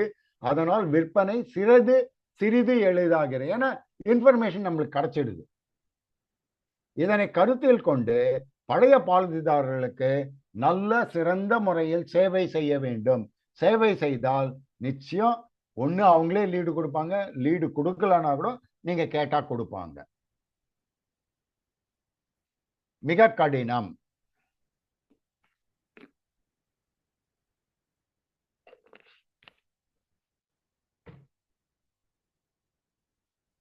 வாய்ப்பாளர்களை கண்டுபிடித்து அணுகுவது ஒரு கடினமான வேலைதான். ஆனா அது இன்வால்வ்டு டெடிகேஷனை போட்டா ஈஸியா போயிடும். எதிர்பார்ப்பில் வாங்கும் ஒரு நபரை கண்டுபிடிப்பதற்கு முன் நீங்கள் அடிக்கடி பல நபர்களுடன் பேசி இருக்க வேண்டும். அதாவது ஒரு பாலிசி ஹோல்டர் கிடைக்கிறதுக்கு நீங்க 10 ப்ராஸ்பெக்டை பார்த்துருக்கணும், இல்லை 20 ப்ராஸ்பெக்ட், உங்க திறமையை பொறுத்து. இப்ப என்னை பொறுத்த வரைக்கும் கன்வர்ஷன் ரேஷியோன்னு நான் ஒன்று சொல்லி தருவேன். கன்வர்ஷன் நான் இப்போ 10 பேரை பார்த்தேன்னா ஏறக்குறைய 5லேருந்து 6 பேரை பாலிசி ஹோல்டரா மாற்ற முடியும் because of my experience, exposure and skill. வேற நியூ ஏஜென்ட்டாக இருந்தால் 10க்கு 1 தான் இருக்கும். கொஞ்சம் எக்ஸ்பீரியன்ஸாக இருந்தால் 10க்கு 3 இருக்கலாம், 2 இருக்கலாம், 3 இந்த மாதிரி. This is called conversion ratio. ஆனால் 10க்கு 10 ஈவன் என்னாலவே முடியாது. ஸோ பல நபர்களை நாம் பேசி இருக்க வேண்டும் இன்சூரன்ஸை பற்றி. வெறுமை நீங்க சௌக்கியமா நான் சௌக்கியமா அந்த மாதிரி இல்லை. இன்சூரன்ஸை பற்றி பேசியிருந்தீங்கன்னா ஒரு பாலிசி ஹோல்டர் கிடைப்பார். ஒருத்த மனப்பான்மை உடைய பேச்சுக்கள் நன்மை பயக்கும். இப்போ அவர் கூப்பிட்டுறாரு, நீங்களும் போய் உட்காடுறீங்க. நம்ம எடுத்த உடனே சார் நீங்கள் கூப்பிட்டீங்கல்ல, எனக்கு என்கிட்ட ஒரு பாலிசி இருக்குது சார், ஒரு பிளான் இருக்குது சார், உடனே என்டோமெண்ட்டோ மணி பேக்கோ ஜீவன் உற்சவோ ஏதோ ஒரு பிரிண்ட் அவுட் எடுத்துன்னு போயிருப்போம், அதை காட்டுவோம். இல்லைன்னா முன்னெல்லாம் என்ன பண்ணுவாங்க, ஒரு பேப்பர் எடுத்துப்பாங்க, ஜஸ்ட் இன்ஃபர்மேஷன் அவரோட வயசு என்ன என்ன இதெல்லாம் கேட்டு ஒரு 10 லட்சத்துக்கோ 5 லட்சத்துக்கோ ஜீவன் உற்சவோ மணி பேக்கோ ஏதோ ஒன்று எழுதி கொடுப்போம். இது தப்பு. 80-20 ஃபார்முலா அப்ளை பண்ணுங்க. அதாவது உங்களுக்கு கிடைத்த நேரம் அவர் கொடுத்த நேரம். உதாரணத்துக்கு 30 நிமிஷம் கொடுத்திருக்காருன்னு வச்சுக்கோங்க.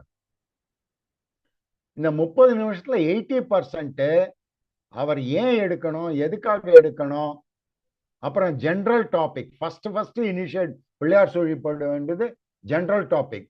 எக்ஸப்ட் பாலிடிக்ஸ் பேசணும். பேசினாதான் அவருக்கு ஒரு இந்த மைண்ட் ஒரு ஈஸ் அவுட் ஆகுன்றான், கம்ஃபர்டபுள் ஸ்டேஜுக்கு வரும். எடுத்த உடனே நீங்க போய் பிளானையோ ப்ராடக்டோ ஏதாவது சொன்னீங்கன்னா திணிக்கிற மாதிரி ஆயிடும்.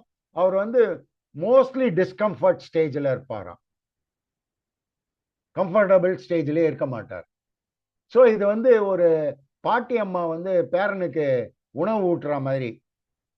பொதுவாக பேரனோ பேத்தியோ வாயை திறக்காது. அப்போ என்ன பண்ணுறாங்க, அந்த பாட்டி அம்மா அது களை மேலே உட்காந்து அந்த காக்கா எப்படி கத்தும் அப்படின்ற உடனே இந்த பேத்தியோ பேரனோ கான்னு கத்தும். காக்க என்ன பண்ணோம், வாயை திறக்கணும். வாயை திறக்கச்சே ஒரு உருண்டையை போட்டுருவாங்க.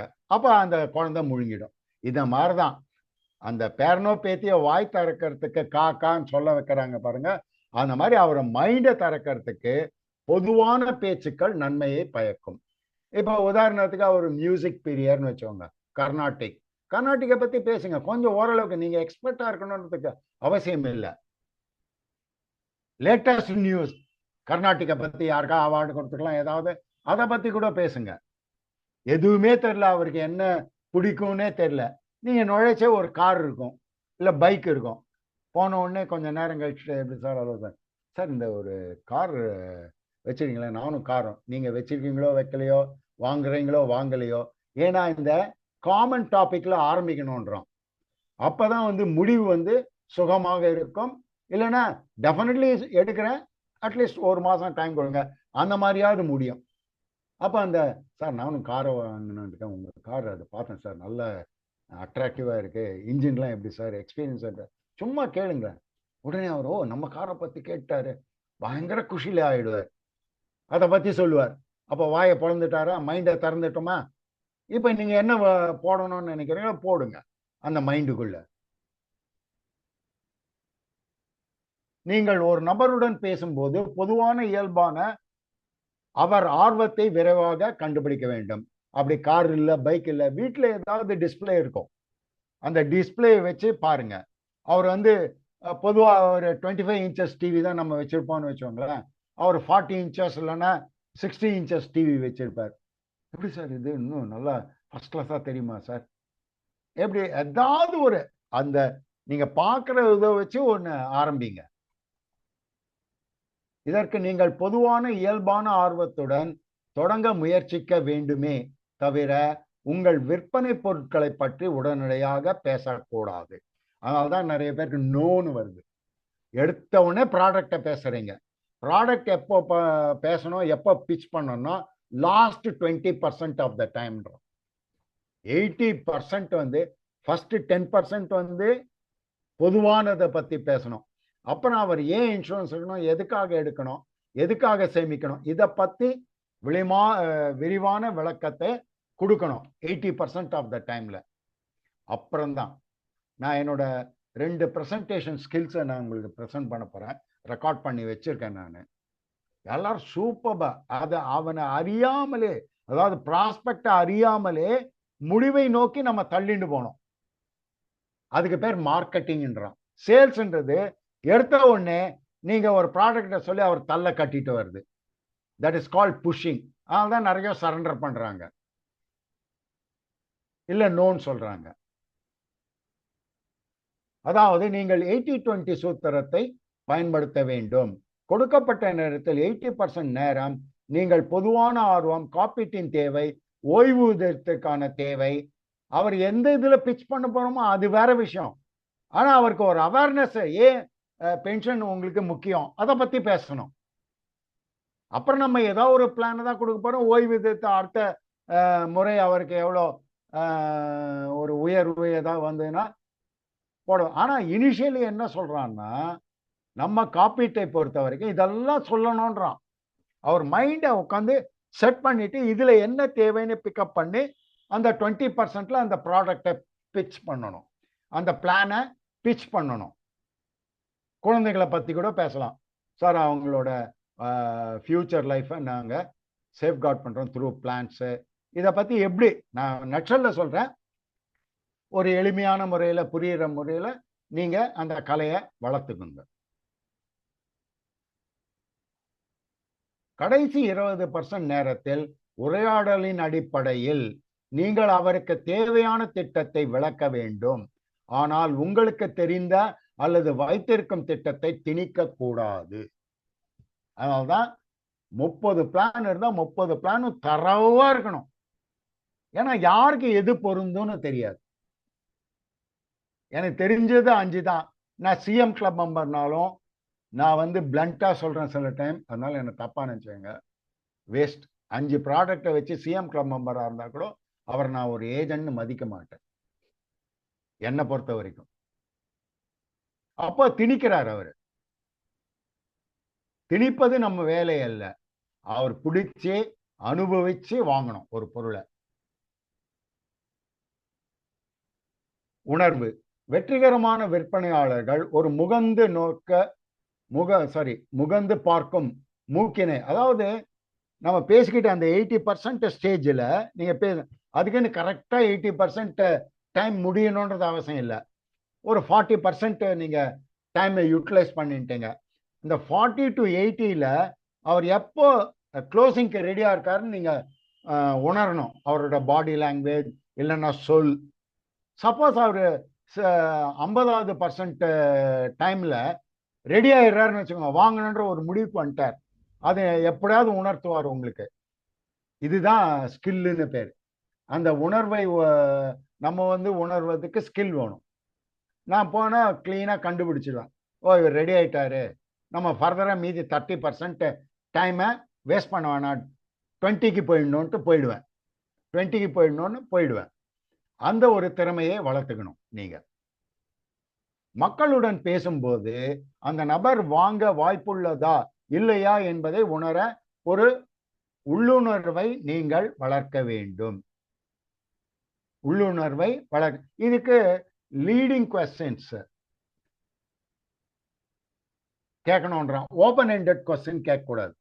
அவர் வாங்குவாரா மாட்டாரா, இல்லை உங்க பிரசன்டேஷன்ல அவருக்கு என்ன சொல்றது ஊக்கம் இருக்கா இல்லையா, இதெல்லாம் கண்டுபிடிக்கணும்.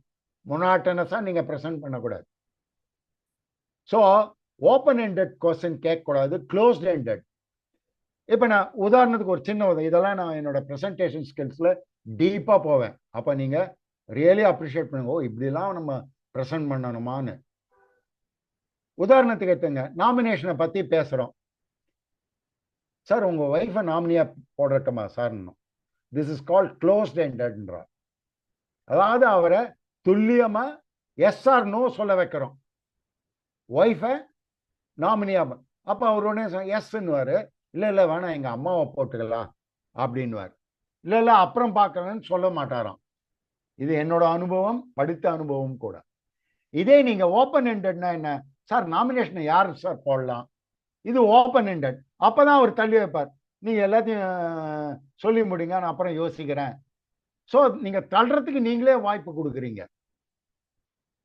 ஓப்பன் எண்டட் கொஸ்டினை கேட்கவே கூடாது. Closed ended our S or no ஒண்டி தான் சொல்லணும். அப்பயே அவரை தெரிஞ்சுக்கலாம். சப்போஸ் ஒய்ஃபை நாமினியா போட்டேன்னு, அதெல்லாம் இப்போ என்னத்துக்கு சார், நீங்க முதல்ல பிளானை சொல்லுங்க சார்னு கூட ஒருத்தர் சொல்லலாம். அப்போ அவர் இன்னும் ரெடி ஆகல, ப்ராடக்டை வாங்கறதுக்கு ரெடி ஆகல, எண்டு க்ளோசிங்க்கு வரலன்னு அர்த்தம். அவர் வந்து ஒய்ஃபை எஸ் சொல்லிட்டாரோ, இல்லை ஒய்ஃபுக்கு பதிலாக என்னோட மதரை போடுங்கன்னா அவர் க்ளோசிங்க்கு ரெடின்னு அர்த்தம். க்ளோசிங்க்கு ரெடின்னு அர்த்தம். அதனால்தான் மேற்கோள் அல்லது திட்டத்தின் உள்ளடக்கத்தை நீங்கள் அவர்கள் முன் வாந்தி எடுக்கக்கூடாது. போன உடனே என்ன பண்றான், என்ன கையில வச்சிடமோ அதை டெல்லிங் த ஃபீச்சர்ஸ்னு பேரு. அதை என்னோட சொல்றேனே, அவன் 50 மணி நேரம் 60 மணி நேரம் என்னோட ஃபுல், நீங்க ஏஜென்சியை பத்தி விற்பனையை பத்தி தெரிஞ்சுக்கணும்னா என்கிட்ட 50 மணி நேரம் 60 மணி நேரம் உட்காரணும். வாந்தி எடுக்கக்கூடாது. That is called telling the ஃபீச்சர்ஸ்ன்றான். அதாவது செத்தா எவ்வளோ காசு கிடைக்கும், மெச்சூரிட்டியில் எவ்வளோ கிடைக்கும், எப்போ, இதெல்லாம் வந்து அவர் வெப்சைட்லேயே பார்த்துக்கிறார். நீங்கள் என்னத்துக்கு ஒரு பேம்ப்ளெட் கொடுத்தா அவர் படிச்சுட்டு போகிறார், நீங்கள் என்னத்துக்கு? டெல் த பெனிஃபிட்ன்றான். Don't tell the feature, tell the பெனிஃபிட்ன்றான். பெனிஃபிட்னா என்ன? ஸோ ஏதாவது ஒரு குறிக்கோளை நோக்கி, அதாவது உங்கள் குழந்தைக்கு பிஇ படிக்க உதவும், எம்இ படிக்க உதவும், இல்லை இந்த மணி பேக் வாங்குறீங்க சார், 5 வருஷத்துக்கு நீங்கள் ஃப்ரிட்ஜ் வாங்கலாம் சார், இந்த 5 வருஷத்துக்கு ஒரு வாட்டி வரும், நீங்கள் ஏதாவது பண்ணிக்கோங்கன்னு சொல்லக்கூடாதுன்றான். 5 வருஷம் கழிச்சு நீங்கள் ஃப்ரிட்ஜ் வாங்கலாம் சார், இன்னொரு 5 வருஷம் கழிச்சு டிவி வாங்கலாம் சார், நீங்கள் சொல்லுங்க. அப்புறம் அவர் அதை யூஸ் பண்ணுறார் பண்ணல, அதெல்லாம் வேற விஷயம். ஸோ ஒரு பெனிஃபிட், அதை வாங்கி நீங்கள் என்ன பண்ண போறீங்க, இதை சேமிச்சு நீங்கள் என்ன பண்ண போறீங்க, அதை சொல்லணுன்றான்.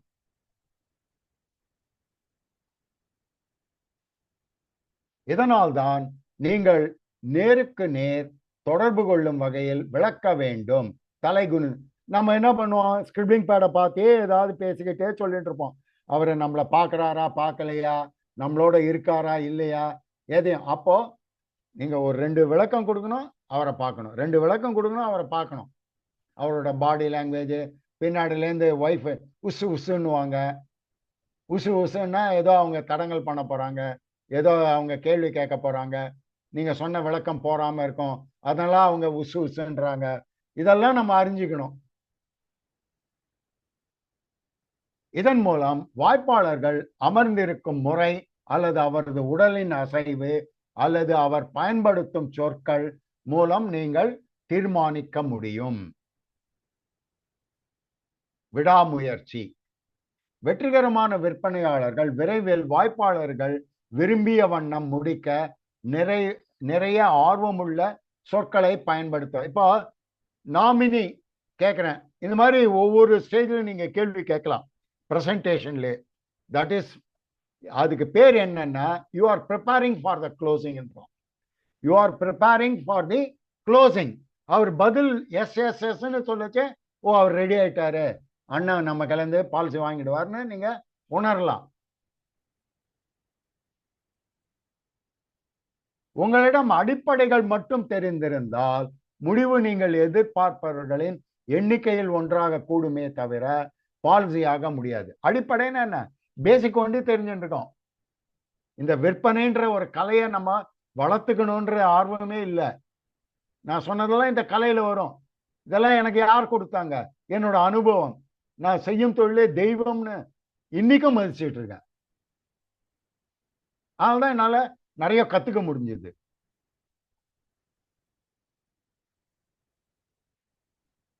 சார் இன்னும் எவ்வளவு நேரம் எடுக்கலாம் சார், எப்படி ஏதாவது டைம்?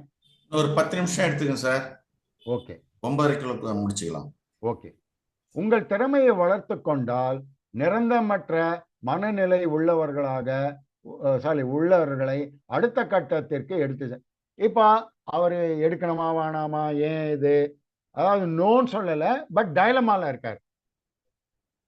நோன் சொல்ல டைலமால இருக்கார். அந்த மாதிரி டைலமால இருக்கவங்களை எப்படி நம்ம எடுத்துட்டு போகணும். இப்போ உதாரணத்துக்கு நான் எகெயின் இதெல்லாம் என்னோட ப்ரெசன்டேஷன் ஸ்கில்ஸில் வரும். எங்க அது ரெலவெண்ட்ன்றதுனால எங்கெங்க இப்போ நீங்கள் இயர்லிக்கு ப்ரெசென்ட் பண்ணிட்டே வந்திருப்பீங்க. அவர் வந்து ஒரு தயக்கத்தில் இருப்பார். எஸ் நான் ஒரு பாலிசி எடுக்கிறேன்னு சொல்ல மாட்டார். ஏதோ ஒரு தயங்கி இருப்பார். இல்லை நான் அப்புறம் சொல்கிறேன்னு ஏதாவது ஒன்று சொல்வார். ஒன்று முடிவில் கேட்கலாம், இல்லைன்னா அந்த தயக்கம் இருக்கிறத நீங்கள் உணர்ந்தீங்கன்னா, சார் நான் நினைக்கிறேன் இந்த இயர்லி ப்ரீமியம் நீங்கள் நான் ஒரு 50,000 சொன்னது 1,00,000 சொன்னது உங்களுக்கு கம்ஃபர்டபுளாக இல்லைன்னு நினைக்கிறேன். மாதமாகவும் நீங்கள் கட்டலாம் சார். இதை மாதத்துக்கு 4,000 ரூபாய் கட்டலாம், மாதத்துக்கு 5,000 ரூபாய் கூட கட்டலாம் சார் அப்படின்னு. ஆமாம்பா நான் கட்டினா 50,000 60,000 தான் கட்டணும்னு நினச்சேன், பரவாயில்ல 4,000 7,000 கூட கட்டலாமா அப்படின்னு அவர் வந்து அந்த க்ளோசிங்க்கு ரெடி ஆயிடுவார். இதனால்தான் வாய்ப்பாளர்களை சந்திப்பது என்பது வெறும் எழுதுவது அழைப்பது அல்ல. இன்னைக்கு 5 பேரை பார்க்கணும் அப்படின்ட்டு டார்கெட் வச்சுட்டு 5 பேரை பார்க்கணும். ஆனா வெறுமை பார்த்தோமா இருக்கக்கூடாது. அவரை அந்த எடுக்க வைக்கணும்ன்ற ஒரு முடிவுக்கு நீங்க கொண்டு போய் நிறுத்திருக்கீங்களா? இன்னைக்கே எடுக்கிறாரோ, நாளைக்கு எடுக்கிறாரோ, 3 மாசம் கழிச்சு எடுக்கிறாரோ, எடுக்கிறேன்ற நிலைமைக்கு கொண்டு போய் நிறுத்தணும்.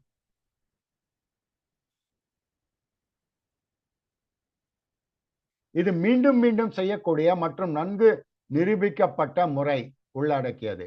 அதனால நீங்க 5 பேரை பார்க்கணும்னா 5 பேர்களையும் உங்களோட இன்வால்மெண்ட், டெடிகேஷன் தி ஃபுல்லஸ்ட் இருக்கணும்.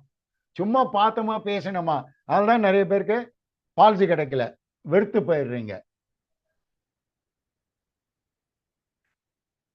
கட்டமைப்பையும் செயல்முறையையும் சரியாக பெறும் விற்பனையாளர்கள் வெற்றி பெறுவதற்கான, அதாவது கட்டமைப்பு செயல்முறைன்னா என்ன, ஒன்றுத்துக்கு அப்புறம் என்ன சொல்லணும், இதுக்கப்புறம் என்ன ப்ரெசென்ட் பண்ணணும், சிஸ்டம், அதெல்லாம் நீங்க டெவலப் பண்ணிக்கணும். பண்ணிட்டீங்கன்னா இப்ப நான் ஒரு சின்ன உதாரணம், நீங்க இந்த கலையை தாராளமா ஒரு 6 மாசத்துக்குள்ள வளர்த்துக்கலாம். இப்ப நான் சொல்ற அத்தனையும் உங்களுக்கு வியப்பாக இருக்கும், நான் எப்படி பண்ண முடியும்னு. நான் ஒரு சின்ன உதாரணம் சொல்றேன். எத்தனை சேல்ஸ் கால் பண்றீங்களோ அந்த சேல்ஸ் கால்ல இப்ப 5 பேரை பார்த்துருக்கீங்க இன்னைக்குன்னு உதாரணத்துக்கு, 5ல் 1வது 2வது ஓரளவுக்கு வந்ததை ரெக்கார்ட் பண்ணுங்க. அவர் என்ன சொன்னார், நான் ஏன் பேசினேன், அவர் என்ன சொன்னார், அடுத்தது நான் என்ன பேசினேன், இந்த மாதிரி உங்க நினைவுக்கு கொண்டு வந்துட்டு ரெக்கார்ட் பண்ணுங்க. ஸோ ஒரு 10 பேரோட ரெக்கார்டிங் இருந்தா, ஓ நம்ம எப்படி போறோம், இதுக்கு என்ன பதில் சொல்லணும், இதுக்கு அப்படின்னா ஒரு உங்களுக்கு ஒரு தெள்ள தெளிவான ஒரு விளக்கம் கிடைக்கும். நம்ம வந்து யாரும் அந்த என்ன ப்ரெசென்ட் பண்ணோமோ அதை நம்ம வந்து எழுதி வச்சுக்கிறது கிடையாது. But I did it. நான் 2 உதாரணம் கூட உங்களுக்கு காட்ட போறேன். நான் எழுதி வச்சேன் 2 இதை மாதிரி 100கணக்கில் நான் எழுதி வச்சிருந்தேன். பட் அதெல்லாம் அழிச்சிட்டு 2 வண்டி எடுத்து வச்சிருக்கேன் உங்களுக்காக, எப்படி எப்படிலாம் எடுத்துட்டு போகணும். ஸோ நீங்க அதை மாதிரி ப்ரிப்பேர் பண்ணணும். வீட்டில் வந்துட்டு தகவல் சேகரித்தல் மற்றும் நிர்வகித்தல், கடிதங்களின் சொற்கள், மின்னஞ்சல்கள் மற்றும் தொலைபேசி அழைப்புகள் போன்றவற்றில் வல்லுநர்களாக மாறினால் மிகுந்த வெற்றியை காணலாம். தகவல் செய்யணும்னா அவரை பத்தி இன்ஃபர்மேஷன் மற்றும் நிர்வகித்தல், அதை எப்படி வச்சு அவருக்கு ப்ரெசென்ட் பண்ணோம். அப்புறம் நீங்க கடிதங்கள், வெறும் நம்ம போய் எல்லாரையும் கேட்டுருந்தா, இப்ப எங்கால 1000 பேர் இருக்காருன்னு வச்சுக்கோங்க உதாரணத்துக்கு, 1000 பேர் போய் பார்க்கலாம். 1000 பேருக்கு எத்தனை வருஷம் ஆகும் நான் பார்க்கறதுக்கு? குறைஞ்சபட்சம் 5-6 வருஷம் ஆகலாம். அந்த 5-6 வருஷம் வரைக்கும் அவர் பாலிசி எடுக்காம இருப்பாரா? ஓ ரவீந்திரன் வருவாரு, நம்ம பாலிசியை எடுத்துக்கலான்னு வேற யாருக்காலும் எடுத்துட்டு போயிடுவார். அப்ப நீங்க போய் பார்த்தீங்கன்னா, ஐயோ நான் இப்பதானே எடுத்தேன், தெரிஞ்சிருந்தா உங்களால எடுத்திருப்பேன்னு சில பேர் சொல்லுவாங்க. இதுக்கு காரணம் நான் தான். ஆஸ் அன் ஏஜென்ட் நான் தப்பு பண்ணியிருக்கேன், அறிமுகப்படுத்திக் கொள்ளவில்லை என்னை. நான் ஒரு ஏஜென்சி எடுத்திருக்கேன். இப்போ 1ல் ஜீவன் உற்சவ் சிங்கிள் பிரீமியம் வந்தது.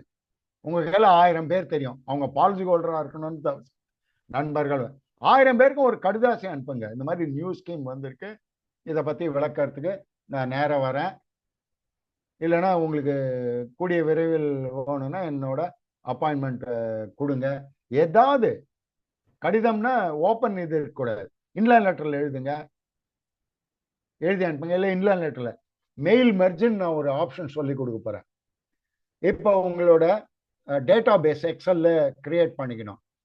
நண்பர்கள், உறவினர்கள், அவரோட வீட்டு address, cellphone, date of birth, அதெல்லாம் அடுத்த கிளாஸ்ல எடுக்க போறேன். அதை வந்து நீங்க வந்து ஒரு இன்லைன் லெட்டர்ல இப்போ 100 பேர் வச்சிருக்கீங்கன்னு வச்சுக்கோங்க, 100 inline letter just like that ஒரு 5 நிமிஷத்துல அடிக்கலாம். நீங்களா உட்காந்து டைப் அடிச்சிருந்தீங்கன்னா it will take hours. But அந்த 100 பேருக்கு 5 நிமிஷத்துல அடிச்சு வெளில அனுப்பிச்சிடும் இன்லைன் லெட்டர்ல. இந்த மாதிரி நான் நிறைய செயல் உருவம் கொடுத்துருக்கேன். மின்னஞ்சல், இமெயில் அனுப்புங்க. இப்போ வாட்ஸ்அப் அதெல்லாம் இருக்கு, அனுப்புங்க. அதாவது எவ்ரிடே அனுப்பவே அனுப்பாதீங்க. வாரத்துக்கு ஒரு முறை.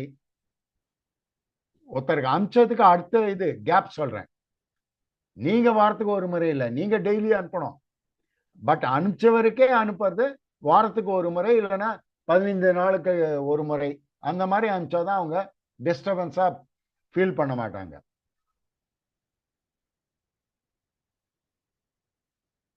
ஸோ இதை நான் ஒரு ப்ளோ அப் ஸ்கிப் பண்ணிட்டு வார்த்தையால சொல்லிடுறேன். ஒரு வெளிச்சமான இடத்துல ஒருத்தர் எதையோ தேடிக்கொண்டு இருந்தார். உதாரணத்துக்கு ஊட்டின்னு வச்சுக்கோங்களேன், அந்த மாதிரி மலைப்பகுதி. ஸோ அங்க எல்லாரும் வாக் பண்ணுவாங்க. வாக் பண்றதுல என்னங்க தேடிட்டு இருக்கீங்கன்னு, இல்லை என் சாவி காணோம், தொலைச்சிட்டேன், அதை தேடுறேன்னு. உடனே அங்க கூட வந்த வாக் பண்ண வந்தவங்கெல்லாம் தேட ஆரம்பிச்சாங்க. அப்போ போலீஸ் பீட்டு, போலீஸ்காரர் ஒருத்தர் வர, போலீஸ்காரர் தான் உங்களுக்கு தெரியும், டக்குன்னு கொக்கியை போட்டு என்ன வேணுன்றத வார்த்தையை வாங்க. என்னப்பா என்ன தேடுறேன்னு, சாவியை தேடுறேன்னு. எங்க தொலைச்சேன், இந்த எங்க தொலைச்சேன்றது மற்றவங்க கேட்கல. இவன் இங்க தேடிட்டு இருக்கிறதுனால அவங்களும் அங்கேயே தேட ஆரம்பிச்சுட்டாங்க. ஆனா அவன் போலீஸ்காரன்றதுனால டக்குன்னு ஒரு கொக்கியை போட்டான், எங்கப்பா தொலைச்சேன்னு. அவன் வந்து ஒரு இருட்டான பள்ளத்தை காட்டுறான். ஏன்னா அது வந்து ஊட்டி மாதிரி ஒரு இடம், இருட்டான ஒரு பள்ளத்தை, அதாவது ஒரு distance away from the bright atmosphere, ஒரு இருட்டான இடத்த காட்டுறான் தொலைச்சேன்னு. அப்போ இருட்டான இடத்துல தொலைச்சிட்டு ஏன்பா வெளிச்சத்துல தேடுறேன்னா, வெளிச்சம் இருந்தாதானே சார் பொருளை கண்டுபிடிக்கணும் முடியும்ன்றானா ஒரு குடிகாரன். இதை மாதிரி தான் நம்மளும் ப்ராஸ்பெக்ட் யாரு, யாரை போய் பார்க்கணும் பார்க்கக்கூடாது அப்படின்ற ஒரு டிசைன் பண்ணிக்கணும். இல்லைன்னா வேஸ்ட்டு. இருட்டில் வந்து சாவியை தேடுற மாதிரி தான், இருட்டில் சாவியை தேடுற மாதிரி தான்.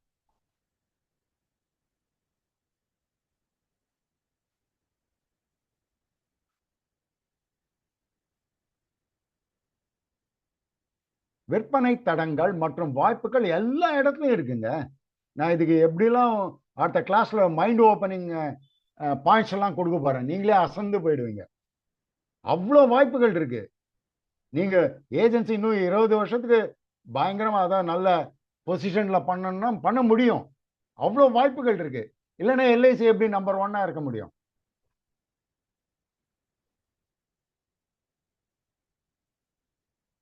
அவை இருக்க வேண்டும் என்று நீங்கள் நினைக்கும் இடம், அல்லது நீங்கள் கடைசியாக எடுத்த, அதாவது நம்ம திருப்பி திருப்பி அந்த கிடைச்ச இடத்துலயே போயிட்டு இருப்போம், டிஃபரெண்ட் இடத்துக்கு போக மாட்டோம்.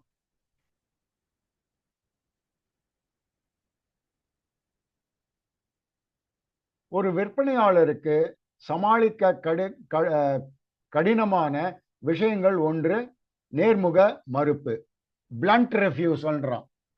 இப்போ நீங்க எக்ஸோ ஒய்யோ போய் பார்க்குறீங்க, சொன்ன உடனே சார் நான் ஏஜென்சி எடுத்துருக்கேன், உங்களுக்கு ஒரு விளக்கம் கொடுக்கலான் இருக்கேன் இன்சூரன்ஸை பற்றி, பாலிசி கொடுக்குறேன்னு சொல்லாதீங்க. ஸோ நீங்கள் அவருக்கு பாலிசி கொடுக்கறதுக்கு நீங்கள் யார்? அவர் தானே அது வேணுமா வேணாமான்னு தீர்மானிக்கணும். அப்போ இந்த சொல்லே உங்களை மாற்றுறதுன்றான். இந்த சொல்லே அவரை டிஸ்கம்ஃபர்ட் ஆக்குது. சார் நான் உங்களுக்கு ஒரு பாலிசி கொடுக்கணும்னு விரும்புகிறேன். நீங்கள் என்ன ஃப்ரீயாக கொடுக்க போகிறீங்க? அவர்களை காசு வாங்கிட்டு தானே கொடுக்க போகிறீங்க. அப்போ நீங்கள் எப்படி டிசைட் பண்ண முடியும்?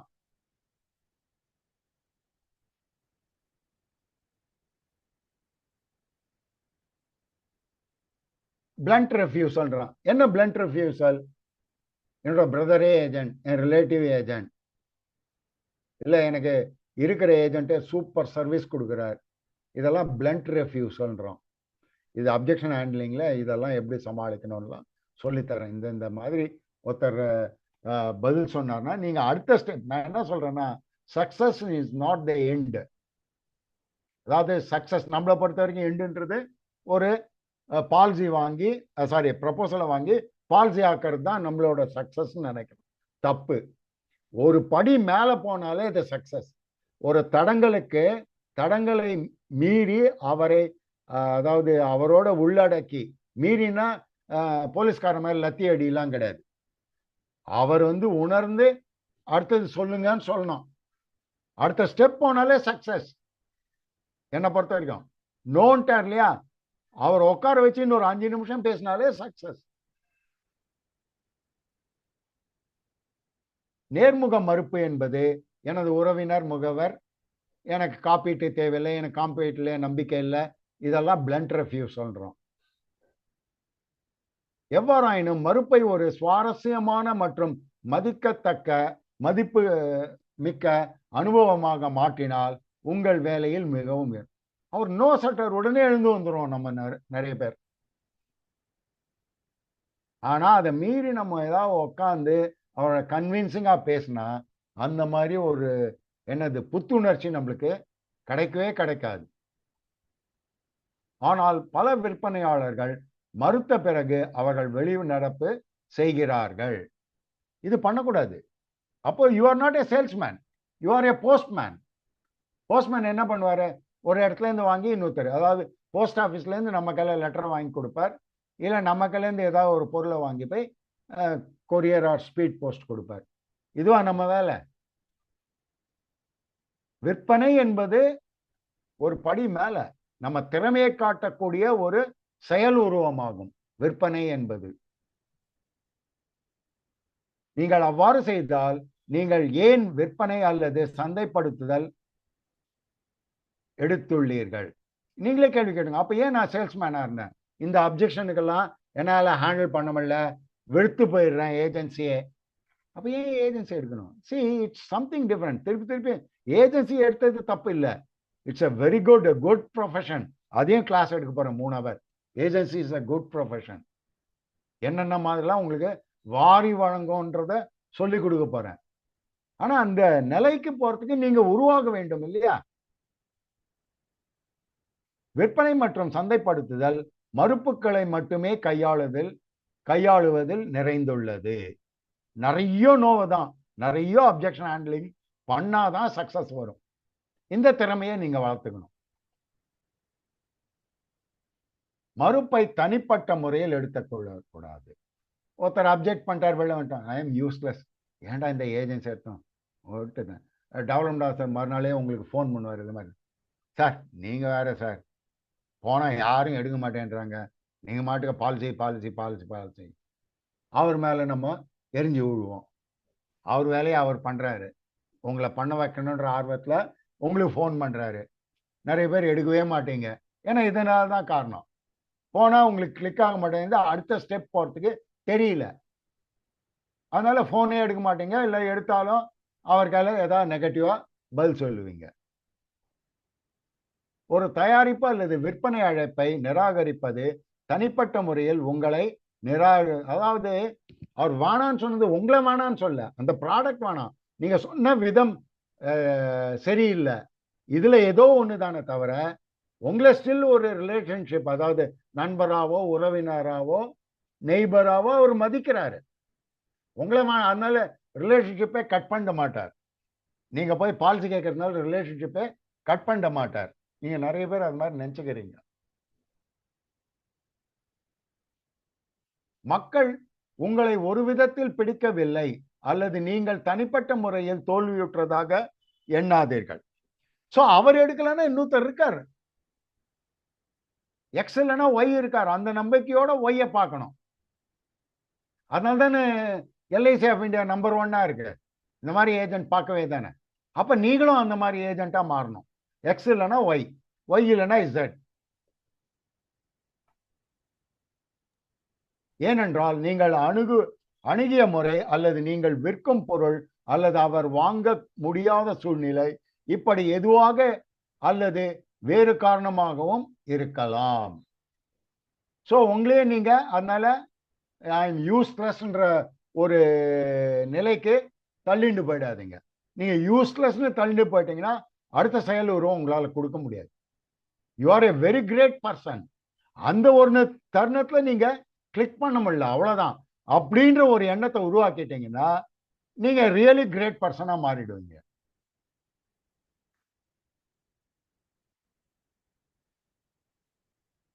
உதாரணத்துக்கு நீங்கள் ஒரு நேர்காணலுக்கு சொல்லுங்க, அதாவது இன்டர்வியூ பத்தி பேசுறான், நீங்க இன்டர்வியூக்கு போறீங்க, அந்த இன்டர்வியூல யூ ஆர் நாட் செலக்டட்ன்றாரு. that doesn't mean that you are unfit for interview. You are fit for interview elsewhere. நீங்க சொல்ற இது எல்லாம் வந்து இன்னொரு இடத்துல எஸ் நான் உங்களை எடுத்துக்கிறேன், பட் இந்த நோக்கும் எஸ்ஸுக்கும் நிறைய இடத்துல போக வேண்டியது இருக்கும், வர வேண்டியது இருக்கும். எஸ்ஸுக்கும் நோக்கும் எஸ்ஸுக்கும் உள்ள டிஸ்டன்ஸ் நிறைய ஆர்கனைசேஷன் போய் இன்டர்வியூ அட்டன் பண்ண வேண்டியது இருக்கும். ஆனா ஏதோ ஒரு இடத்துல உங்களுக்கு நிச்சயம் வேலை இருக்கு, இல்லை உங்க வியாபாரம் பண்ணக்கூடிய ஒரு நிறுவனம் இருக்கு, எல்லாம் இருக்கு. நீங்கள் அவர்கள் எதிர்பார்த்த அளவிற்கு செயல்படாதான் நோன்றான் இன்டர்வியூல. அதனால் உங்கள் திறமை மேலும் வளர்த்து கொள்ள வேண்டும், அல்லது நிச்சயமாக ஒரு பொருத்தமுள்ள பணியில் எங்காவது அமர்வீர்கள் என்ற நம்பிக்கையுடன் அடுத்த இன்டர்வியூ அட்டன் பண்ணோன்றான். ஸோ இந்த இன்டர்வியூ ஃபெயில் ஆயிட்டு, ஸோ அடுத்த இன்டர்வியூல நான் எப்படி பெட்டரா பர்ஃபார்ம் பண்ண முடியும், அதை நம்ம உருவாக்கிக்கணும். உருவாக்கிட்டு எங்கேயோ ஒரு இடத்துல உங்களுக்கு எஸ் சொல்ல போறாங்க. இந்த நிராகரிப்பு நிலையை நீங்கள் உதவாதவர்கள் என்று எடுத்துக்கொள்ளக்கூடாது. விற்பனை நிராகரிப்புகள் நிறைந்தது, அதான் நோ. தொடக்கத்தில் பல தோல்விகளை உங்களுக்கு பின்னால் வைத்து கொள்ள வேண்டும். பெரிய ஆளானா நிறைய, இந்த உதாரணத்துக்கு கௌரவம் படம் பார்த்தீங்கன்னா தெரியும், சிவாஜி ஒரு ஸ்டேஜில் ஒய்ஃபை யாரோ ஆக்டர் எனக்கு தெரியாது, கட்டா தூக்கி போடுவார். இந்த கட்டில் தான் நான் இது ஆனேன், இந்த கட்டில் தான் உங்க அப்பா எனக்கு பொண்ணு கொடுத்தாரு, இந்த கட்டில் தான் நான் வீடு வாங்கினேன்னு அந்த இந்த கட்டை என்ன சொல்றதுக்கு பேரு வந்து அந்த கட்டை கேஸ் கட்டை தூக்கி போடுவார். ஸோ அந்த மாதிரி நீங்க தூக்கி போடணும். இதனால்தான் எனக்கு தப்பா செய்யுது அப்படி இப்படின்னு. உங்கள் பின்னால் பல தோல்விகள் இருக்கணும், வெற்றியும் இருக்கணும். அப்பொழுதுதான் எதிர்நோக்குவதற்கு உங்களுக்கு வலிமையான மனமாக மாறும். நீங்கள் விற்கிறவற்றை வாங்க ஆசைப்படும் இன்னும் பல நபர்கள் கண்ணுக்கு தெரியாமல் இருக்கிறார்கள், அவ்வளவுதான். அவங்கள போய் பார்க்கல. சுவாமி சுகோபானந்தா அவரோட CD 6 அவர் தேய்ச்சி எடுத்துட்டேன், காரில் போச்செல்லாம் பயங்கரமா ரிப்பீட்டர், எவ்வளோ வாட்டி கேட்டிருப்பேன் அந்த 6 CDயும் தெரியாது. அதுதான் என்னோட சிறந்த விற்பனையாளர். சிறந்த மனிதனாகவும், மிக முக்கியமானது சிறந்த மனிதனாக எப்படி இருக்கணும்ன்றது அவர் நிறைய உதாரணம் கொடுத்தார். அதுல ஒண்ணு நான் சொல்ல விரும்புறேன்.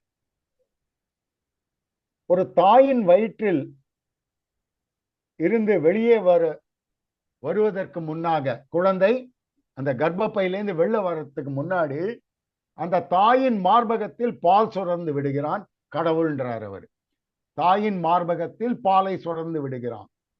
ஏன்னா இந்த குழந்தை வந்த பிறகு பாலை உருவாக்கினா பசியோட துடிக்கும்.